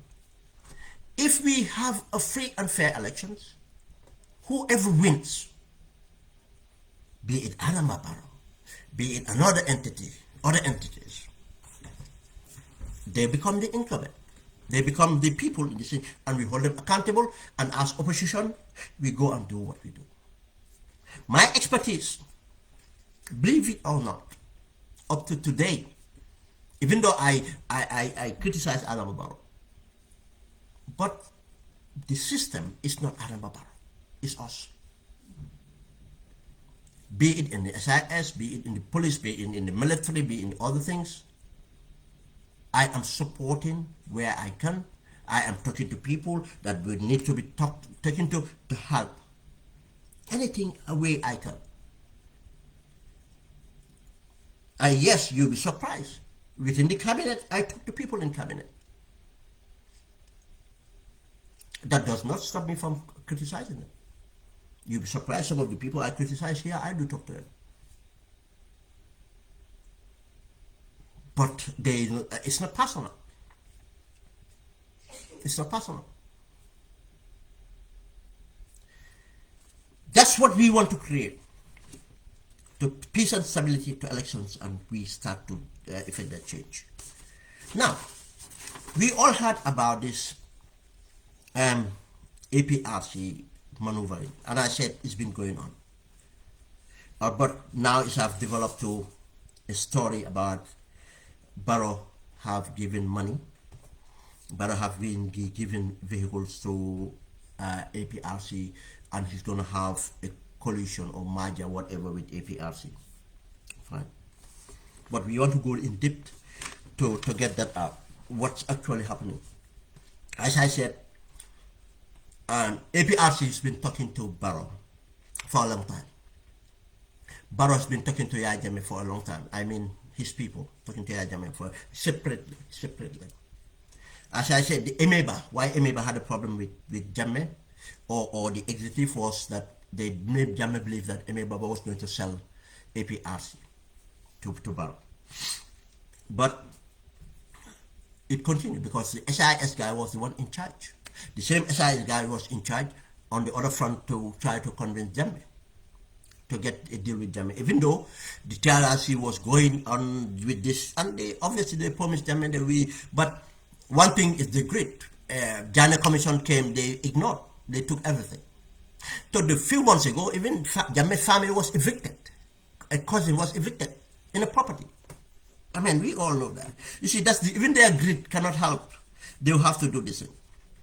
Now, what actually happened, we know that about a year ago or so, I can tell you, money was given to the executive. This is not new. All remember when they missed, when they met in Basse, APRC and NPP met in Basse, Fabakari and Barrow. You think that was an accidental meeting? No. They've been talking. Now, we have to look at it, the executive and Jammeh. This is my take, my analysis. There is what we call the executive of the APRC, and that's what we call Jammeh and the APRC. The support base. That's why you have the executive here, you have Jammeh down, you have the support base, then down on, yeah? The support base. Executive, we know people listed in the executive, and most of them are thinking the same way, but not entirely all of them. There is something called Jammeh, which Jammeh have, and his own kind of inner circle. We know people that Jammeh is talking to directly, his inner circle, outside and inside the Gambia. That some people don't even know. That's how much they have in Jammeh. There's another group which most people don't hear or know. These are past ministers and other executives of the APR, other member of government of the APRC, who are in a group of themselves, separate from the executive. And some of these people, mainly most of these people, are taken to Jammeh. That's why you don't hear the people like Bala Jahumpa and others when you hear the negotiation between the executive and Barrow. Bala Jahumpa and others are taken to Jammeh directly. This would tell me, in my thinking, my analysis, the executive are not negotiating on behalf of Jammeh. I might be proven wrong, but this is my thinking, and think about it. Why did I say this? I know that if Jammeh is negotiating, and Jammeh was negotiating, and Jammeh might still be negotiating, the people representing Jammeh in those negotiations, none of the executive members are part of it, or they know about it. When Tangara and the SIS and the government goes to the sub-region to talk about things and on what to Jammeh, and the people that Jammeh give feedbacks are not the executive. They don't know that. I know for that. Then the negotiations, I know that the government was negotiating with Jammeh. And some of the people that know about this are people in the former cabinet of Jammeh, but they are not executive members of the APRC. That's one. Now you have a support base. Yahya Jammeh have a support base. And you see, that's why when I talk about APRC, I just want to put this support base always this thing. I will not I'll call them, they have a lot of people who are genuinely in support of Jammeh, one reason for another. They have their reasons. And they are citizens, they are entitled to do that. We might not like it. I have people I know I grew up with. We don't talk about that side of politics. Because of the respect we have for each other, we don't want to cross that line. Some of them we have family relationships. We have to keep that. I give them that respect, and they give me that respect. They know that I agitate their party. They know that I agitate their leader or something. I cannot agree with them on that. From the struggle to now. It's only once Rambo made threat to me. But we resolved that. Apart from Rambo, I've a lot of people in that I've never had a problem with. Or never had an argument, or we meet or anything, we just have our relationship. These support base are made of different people. This Jammeh have control over the support base. The majority of the support base support Jammeh. It's only Jammeh who can tell them support this person. We will come to that. There are some in the support base that have relationship with the APRC executive, and if the APRC executive can take anything, if it's 1% or 2%, it's going to be a very small percentage would be these people. The majority of APRC would either disintegrate, go their separate way, GDC, UDP, CA, or the PDIS, they will have their reasons to support UDP. They will have their reasons to support PDIS. They will have their reasons for CAs, reasons for other things. For one reason, they like Jammeh. And you disagree with them anything, they like Jammeh. This is the support as this thing. Yes, they have different composition. I don't want to go into that. It might be naming tribes. I don't want that. But I'll tell you, their loyalty would base on that. But if Jammeh is not a candidate, Jammeh did not point to anybody, would not be. And I have not seen yet any proof that the executive is representing Jammeh. They're representing themselves. This is what I see. And this is what I understand. Based on what I said about the negotiations, because I know negotiations were going with Jammeh and this thing, and none of these people were part of it. Executive was not part of it, they're not even aware. But I know people who were in former Jammeh government, inside Gambia or outside Gambia, they have a group. They even have their own WhatsApp group, different from the APRC WhatsApp group. Some APRC didn't even know that. Some of these people are in the know. And most of them are opportunists. They don't even talk. And some of them in the APRC WhatsApp groups, they don't even speak. And at times the APRC will agitate them, saying that Yanang Fidola Dewa. Because they don't want their voice note to go out. Then, let's come down. Another issue here is Jammeh APRC assets. These are not Jammeh assets. I'm talking about assets identified as APRC assets. This was the APRC Bureau. This was the APRC vehicles. This was the accounts opened under the APRC name. One. The other part of it, that's why I say when you come down here, you have that. Here, because when you negotiate, you have to have issues to negotiate for. Why would I come and support you? Here you have Jammeh's freedom first. Freedom from prosecution first. You know, people talk about Jammeh returning. Yes, you might call it that way, but actually it's about Jammeh's freedom, whether return or not. Jammeh's freedom, Jammeh's pride. People have to understand the ego for Jammeh and Jammeh's assets. Jammeh's assets, these are things that Jammeh labeled to be his, which is ours, my thinking. The TRRC and its recommendations, Jammeh's dilemma with the executive. I'll come to that now. Jammeh, let's start with the APRC assets. As you can hear, they said that Barrow have compensated the APRC. That can be very true. Why? This was the conditions. The executive of APRC lied to the APRC support base, saying that they are negotiating with Barrow about entirety of everything. Jammeh freedom, Jammeh coming home and everything. They said everything. They're negotiating. No. They realized they cannot negotiate those things. That's what's not going further. They cannot get that. Now they ignored about Jammeh. All is now, let's have access to money. It's about money for them, the executive. Now, they said to Barrow, this is the deal with Barrow, give us back our properties. Obviously, vehicles cannot be given back because those vehicles are gone. The compound cannot be given back because the office is part of the TRRC. That's Astagfirullah, the Ghana Commission, that office, because it was the way it was obtained. It cannot be owned by APRC. The frozen accounts are there. Whether they're still frozen or they took the money, I don't know. But the frozen accounts are there.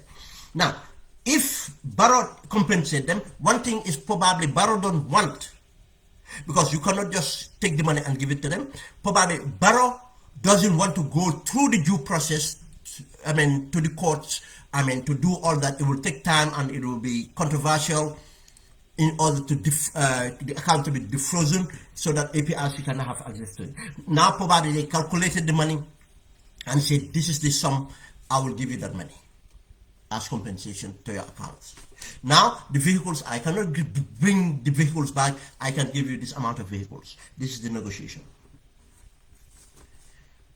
Now for these people now, you can hear them telling, the executive telling the, justifying to the grassroots, because the grassroots believe that they still have the numbers, they have the what it takes to go to elections. If Jammeh cannot be their candidate, they want someone else, but they want APRC. This is basically what the majority are holding on to. But the executive is trying to sell them this idea, look, we cannot go to election, we don't have money. Now ask yourself, why they didn't go to Jammeh to give them money? If anybody said that Jammeh have no money, you don't know what you're talking about. People who know, we know. In the Gambia itself, there are people that speak to Jammeh, and I know if Jammeh said to them, give them $1 million, millions of dollars, they will do. There are people in Senegal we know. I don't want to go into details, but they know, we know. That's Jammeh have in, not even Jammeh transferring money or other things. Jammeh assets have not been touched outside the Gambia, apart from the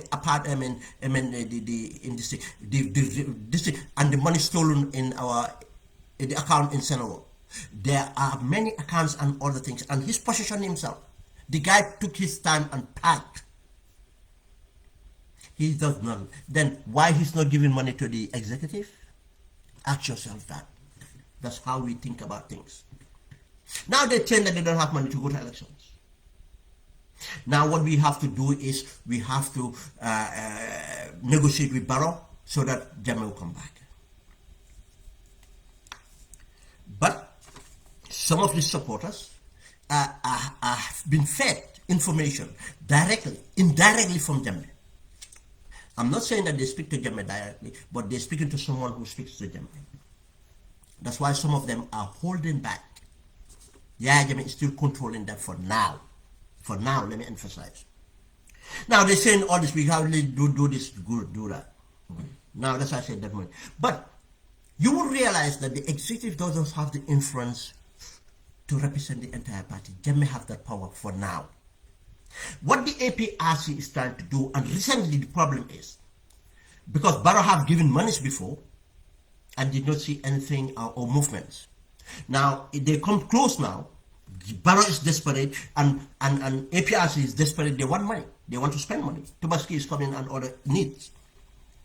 Now they kind of settle it without Jammeh. Now if you know people, and some of them the executive, you can hear how they talk about Jammeh in certain ways. Tells you that they disassociate themselves, they know that things are going to work out, they're going to join Barrow. We know that. But they don't have influence. That's why they keep on. Anytime they want it to be relevant, they will talk about, okay, Jammeh homecoming, let's come together. That's the only way they can bring the support base to come out to them. Okay, we're going to have a meeting rally for Jammeh homecoming. If they want to sell t-shirts, you have to use Jammeh homecoming. It's all about brand Jammeh. Just as how Jawara was relevant for the PPP. Anything Jawara, the PPP will come out. Apart from Jawara, there's no one there who had that barke for people to come out. Gambia would have come out until he lost this position. Let's look at Jammeh. Jammeh's freedom. Adama Barrow cannot do that. Us. That's what's on us. One, and Jammeh have negotiated this, they have talked about this, what Jammeh asked for, especially after the verdict on this amnesty for, how to call it, for Yankuba Toure, when that tested in courts. Now, Jammeh wanted more guarantees. He wanted Parliament to ratify certain, introduce bills and every kind of things. Jammeh wanted the government to use their diplomacy to try to stop the pressure coming from the international community.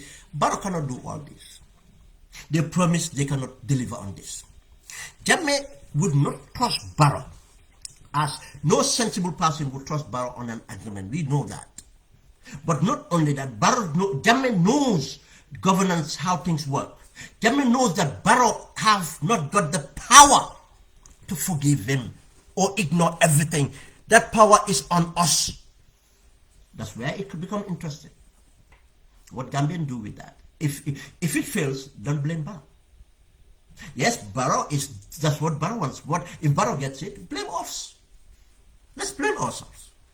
The freedom cannot be done, and the assets, Jammeh's assets, cannot be recovered. Why? Because of even some of the properties sold have a problem.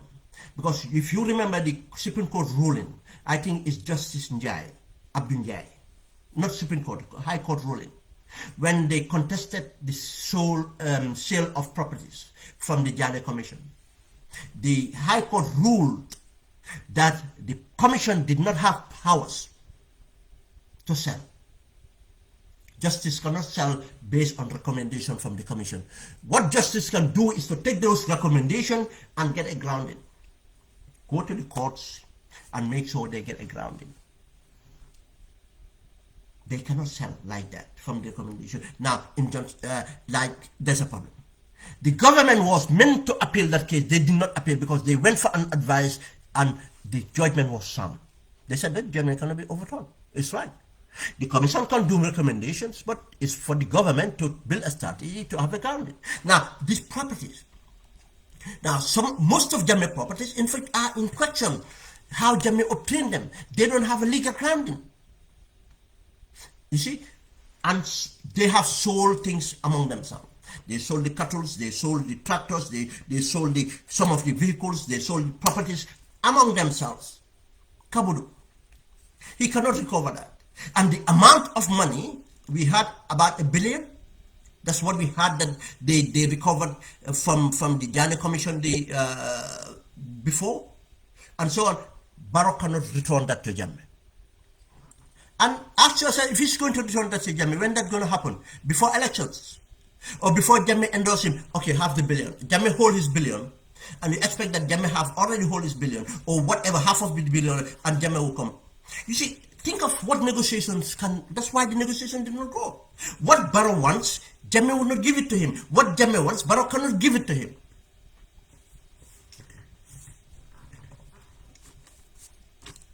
Now, we come to pride. Jammeh have pride in him.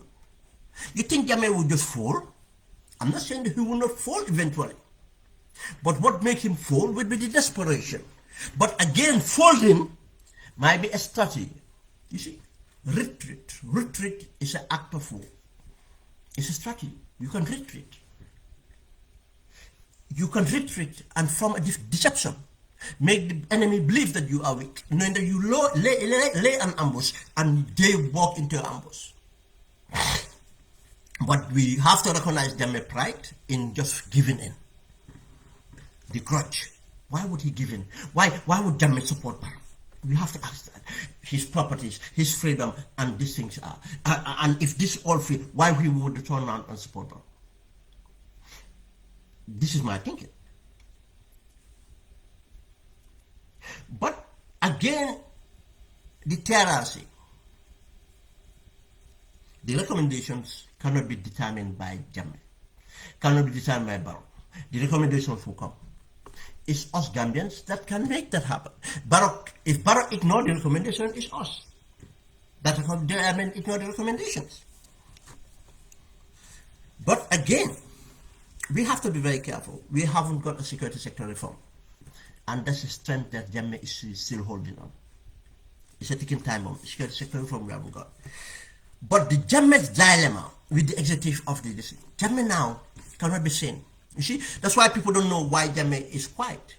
He's not literally quiet. He have a problem. Now, the executive might be going doing things, but Jammeh cannot even do something about that. Do you know why? What is Jammeh going to do? To dissolve the executive? How is going to form another executive? Would that be legitimate? Would that not be contested by the old executive? Why not bring in fighting? Jammeh calculates that. But out of desperation, Jammeh might do that. But for now, the reason this executive is still functional or trying to work out this, Jammeh cannot take them on. Because of they came out through a Congress. Now, if Jammeh said, Dahanalen, they can, look, they have money. Now they don't need Jammeh. Now they can go to Barrow and to IEC to support them. You see, these are the dilemmas that are going on in the heads of Jammeh. And I tell you, medically Jammeh is not feeling well. That's the latest I tell you is a fact. He's never been for a while, for many years. He was not, but the diabetics is really getting on. You see, Jammeh is weak in that sense, but he can. That still, he is holding to a hope of something happening. That's why we should be very careful. Something happening would be we destabilize Gambia, not Jammeh.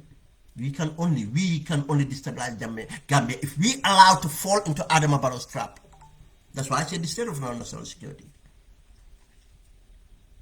Then Jammeh would have what he wants. Then Jammeh would not be blamed for what happened. In fact, Jammeh would be seen as, wow, probably there's something wrong with Gambians. They need someone like Jammeh. Now, there's an open conflict. Now, the APRC, he's still holding back. Now, the executive would be nothing. He still have loyalists in the armed forces. Now, that what we call holding ground. Holding ground does not literally mean deprecating or, cutting off, having a buffer zone. No. Holding ground can be in the terms of the dynamics of East. Now, holding ground, and then Jammeh would be part of the settlements, negotiations. That's a powerful one. Jammeh would wish for that. That would be the only guarantee for Jammeh. Now, negotiations on this. Bygones be bygones. Now, we can see for the cost, you see, to go on this. We have to be very careful. Whose interest it is on. Barrow doesn't know this. Barrow is desperate. All it knows about, he doesn't care about our open conflict. He would be jumping in a helicopter with his family and run.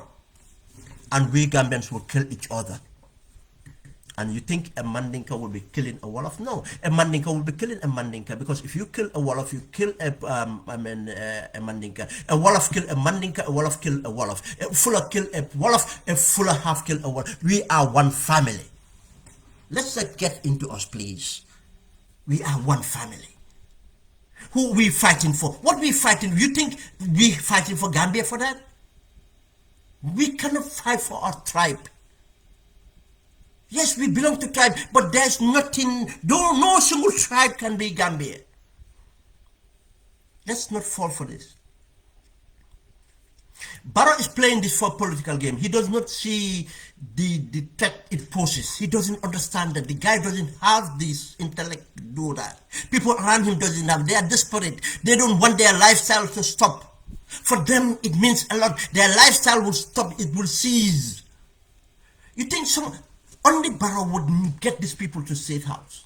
I'm not looking down to anybody. Only Barrow would call these people advisors, as a president advisor. They would do anything to continue that life. They don't know what risk poses. We should know that though and avoid that. Let's respect each other as opposition. Let's ensure our democracy thrive.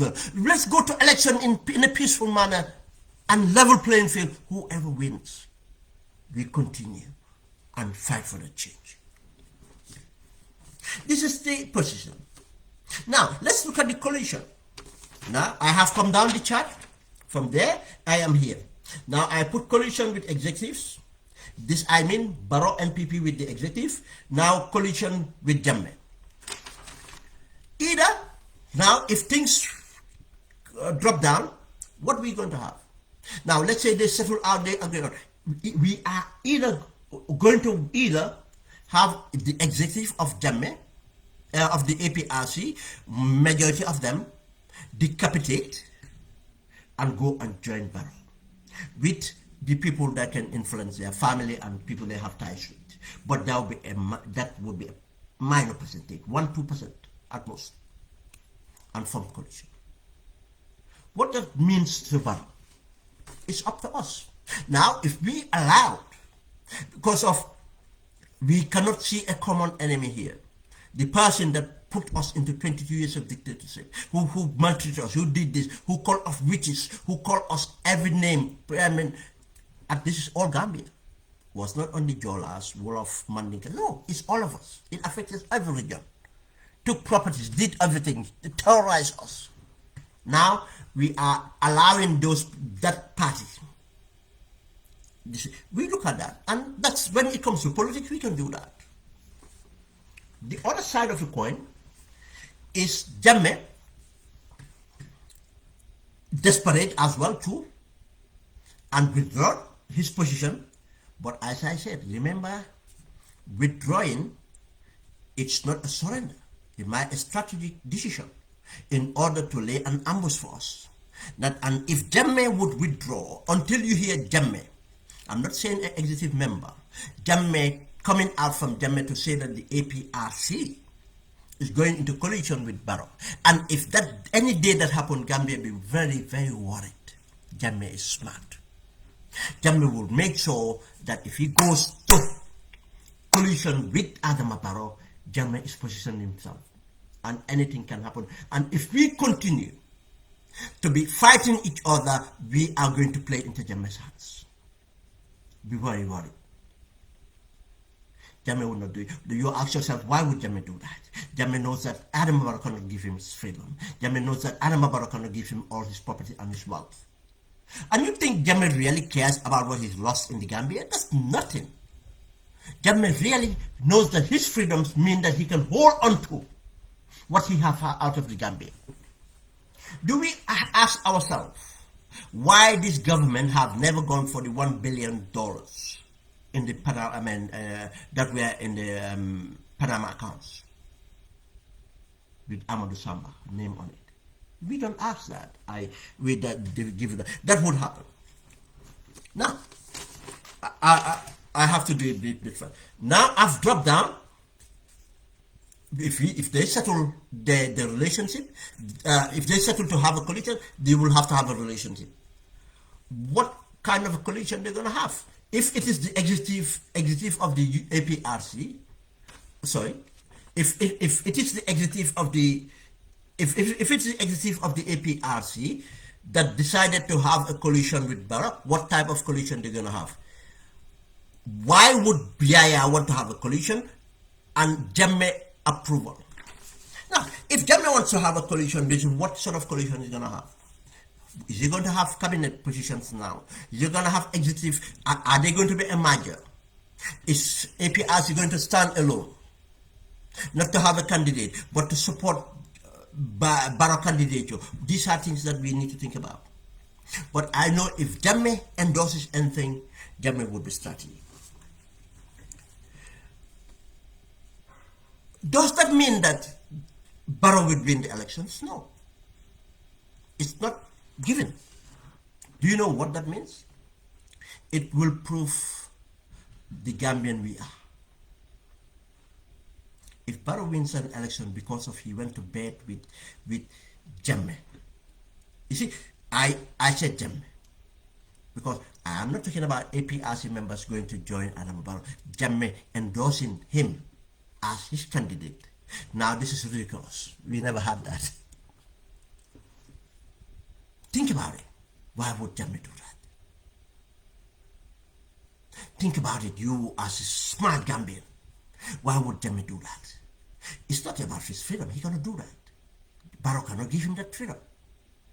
Us Gambians can give that. Why would most big Gambian just say bygones be bygones for everything? That would have to be a conflict. We have to go to a conflict again. And that under that duress, we can do that. But I don't think as a civilized nation, we can ignore everything that happened in that country, that nobody paid for that. It's not revenge, it's paid justice. Move on. Now, if it is a collision with the thing, what we will have is just going to be nothing. Now, that will be, in fact, be another problem for Barrow. Now, all these people, Farbaki and others, want to continue to have campaign money. They want to be part of, you see, the infighting in the NPP would continue. Now, you can see here, just drop down before here, I say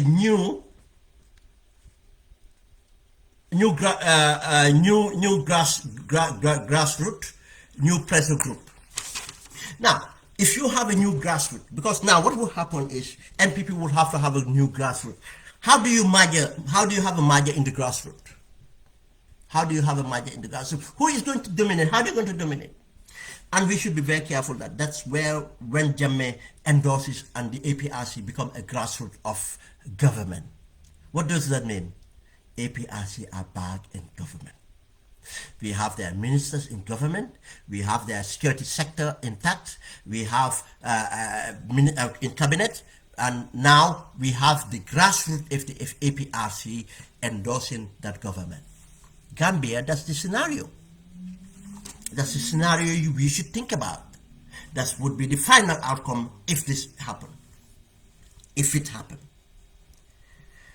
What do I mean, the new pressure group? Gambia, we have to be very careful.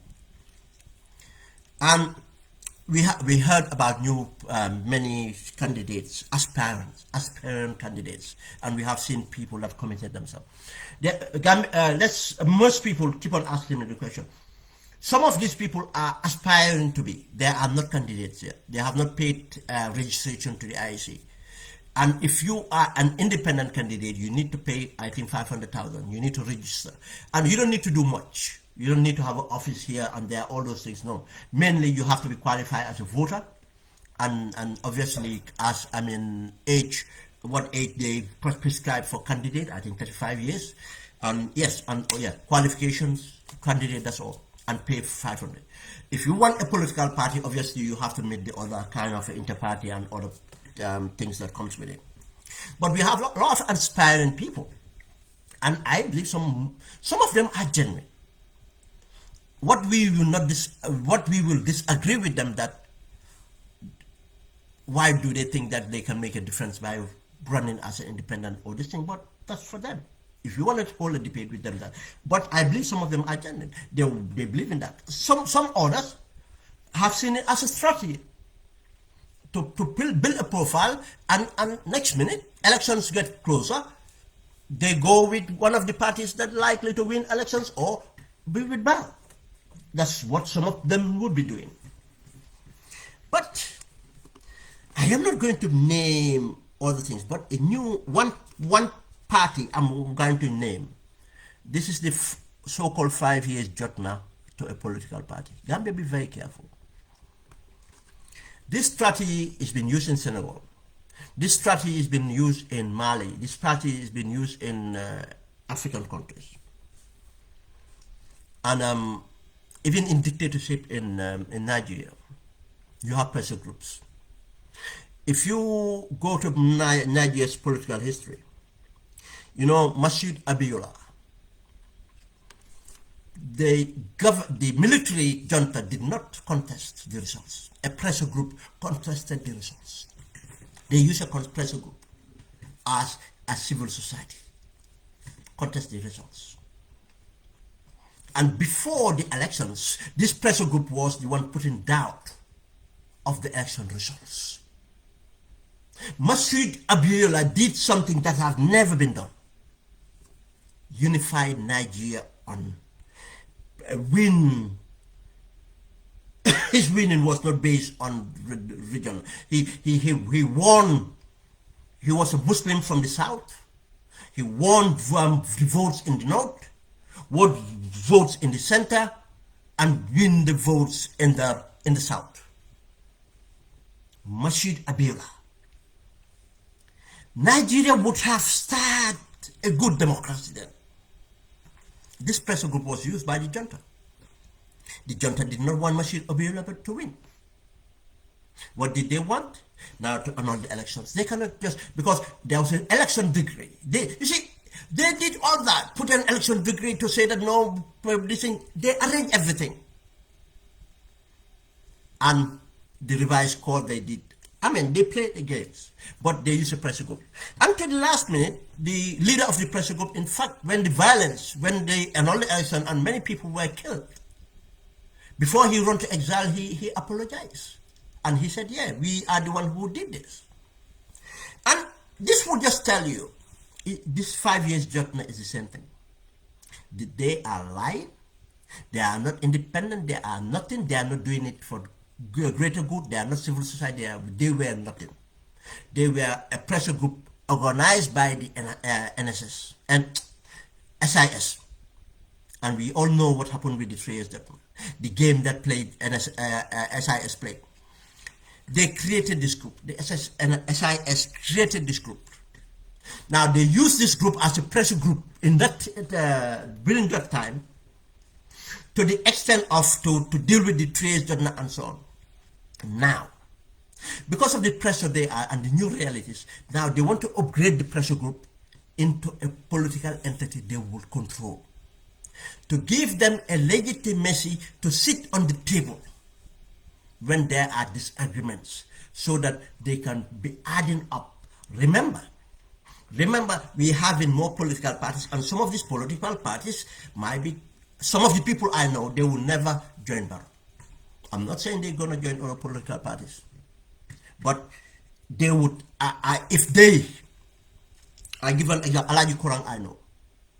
Alaji Kurang I know, I'll be surprised, and he will be the last person that would do politics just to be in government. And I have my reason for that. I believe that he's genuine, whether he can win or he can make an impact, or these things that is open to debate. But I give an example on other parties.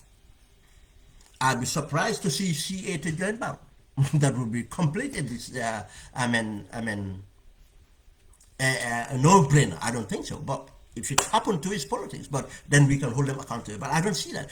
Now, what I'm trying to say is there will be a sizable number of political parties that will sit on the table, and they will not allow to play game, especially if it comes to certain things. But Barrow would want to have enough parties around him. There are already some there. We have some of the parties there, we know. They are already with Barrow.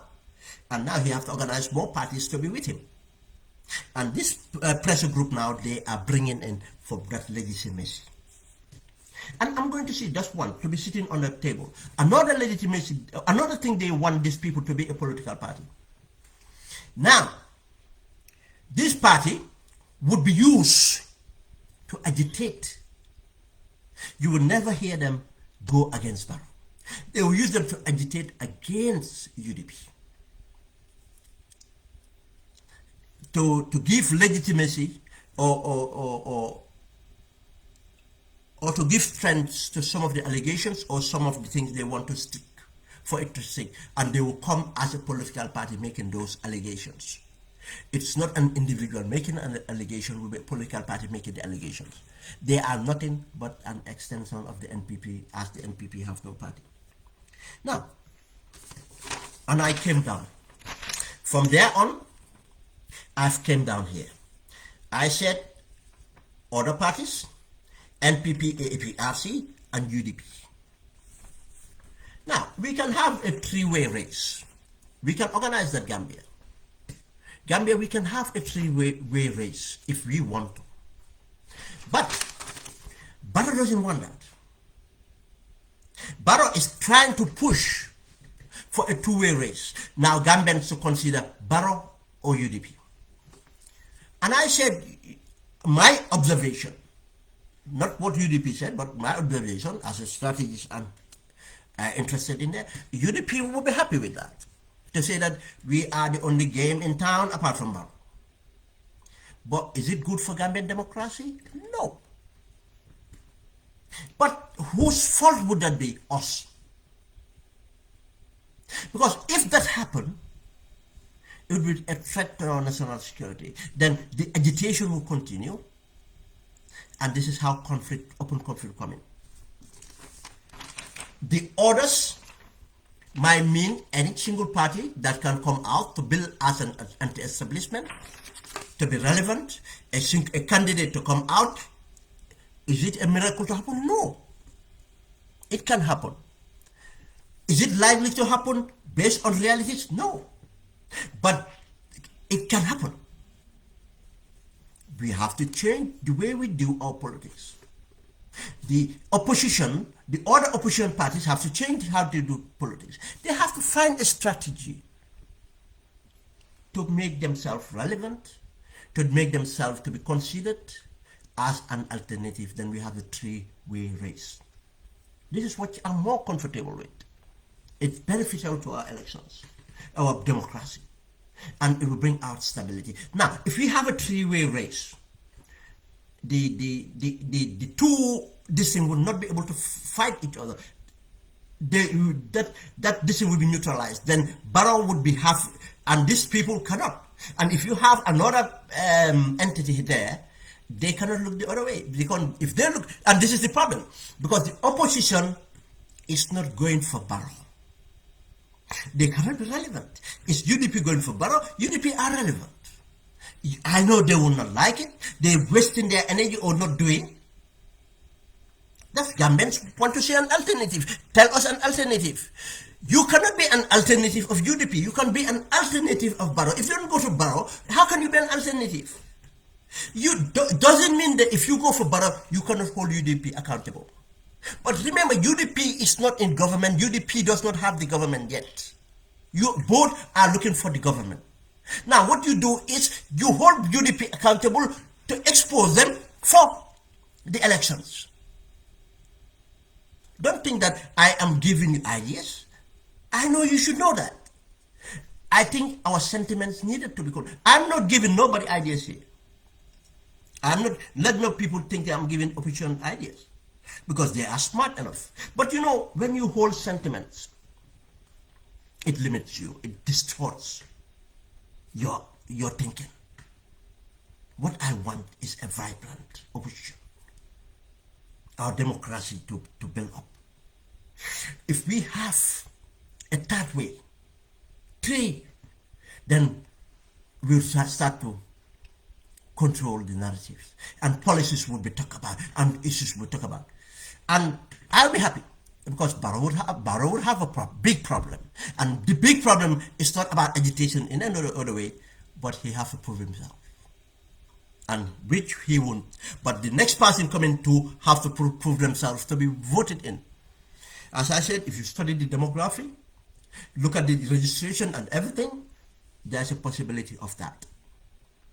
And a win can happen is first past the post. You should think of how to do that. Now, finally, these are the three, and these are the people.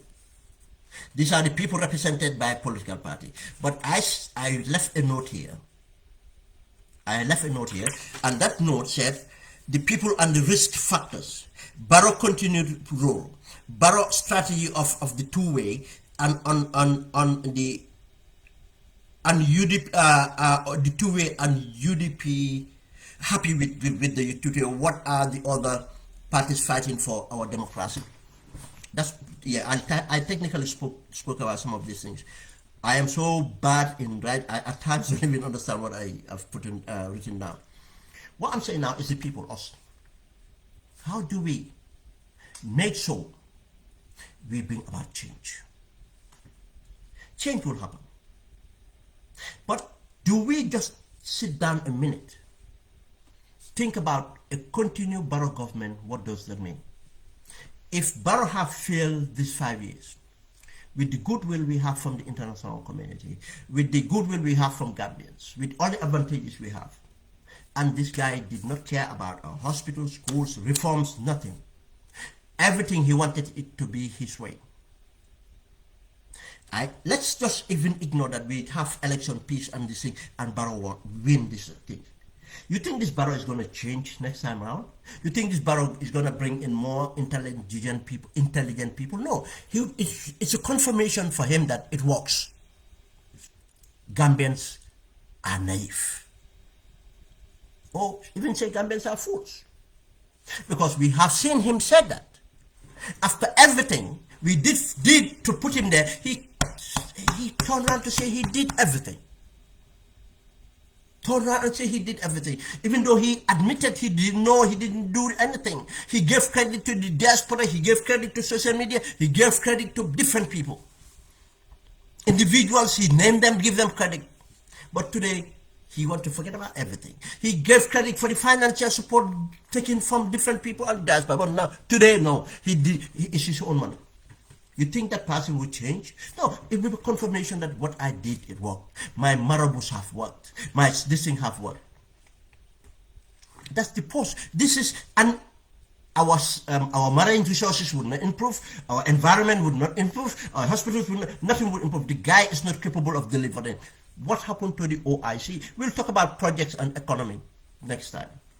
I can go there. What happened about all these things that he was responding? Nothing. He done right. The projects in Basel, the bridge and everything else was done by the Chinese from concept to delivery. But this government thinking of concept, finance, this, everything is corruptly done and did not work properly. This is what we should think of. Don't think of UDP. Don't think of Halifa Saleh. Don't think of Mama Kande, Dr. Sisi and others. Think of Gambia. Then, after thinking of Gambia, then put people in place to bring that Gambia for you. If you start with them suwareh, you are distorting things. Think of Gambia. What takes Gambia forward? And go through there. Or what does that mean? If we continue with this Barrow strategy, and with the UDP, the confrontation going on, I keep on appealing to the UDP, be smart. This is a strategy. Yeah, they may have used it. That's why I explain all this. It's not new. You see, that's why people think the word intelligence officer is bad. Because it's kind of a, yes, we use it for good, but you can use it for bad. Why did Russia manage to destabilize the democracy in America? Democracy here. Why do you think the far right is so powerful now? Do you know communists used to fight the far right, but now they kind of built an alliance. Why do you think Britain came out of the EU? Came out of the EU? You think it's just because of British want to come? It's intelligentsia that work there. Russia did play a part. And others, we have to be very careful. This is the game Barrow is playing with us. Yajam played and stayed 22 years. And Barrow want to bring, but we are a fragile nation. We should not allow this. That's why I said, what the other parties should ask themselves what they playing at. What's their strategy? You see, in elections, it's important to make people to believe that you can win. If not, what happens is, it will bring voter apathy. People might say, my party cannot win, I'll give it to that party. Or my party cannot win, I'm not going to vote because I don't want both parties. I don't want I don't want NPP, I don't want UDP. Some people said they hold their nose I don't want UDP, I don't want NPP, but I hold my nose and give it to NPP, or I hold my nose and give it to UDP. But that means that as a country, as people, we are taking part in the most important process based on the people we don't like. Voting for people we don't like. Is that an intelligent way of doing things? We have the freedom. It's not a dictatorship. We fought for freedom and created the democracy. Why can't we use it? And we still have time to say that I like UDP or I don't like UDP. I don't like UDP, I don't like Barrow. I like PWIS or I like GDC or others. That's where our democracy will work. I don't like PWIS, but I like GDCA. But these parties would have to be there to be considered they are likely to win the elections. The party is a party, is a coalition, or is a candidate. Whatever it is, would be convincing likely. When we go to the polls, we are voting for someone we believe they can win. Only few people would go to the polls and vote for a candidate they just believe in, regardless. That's the fact. But we have that opportunity to change that. But I took a long time. How long? Bro, I've gone over 2 hours.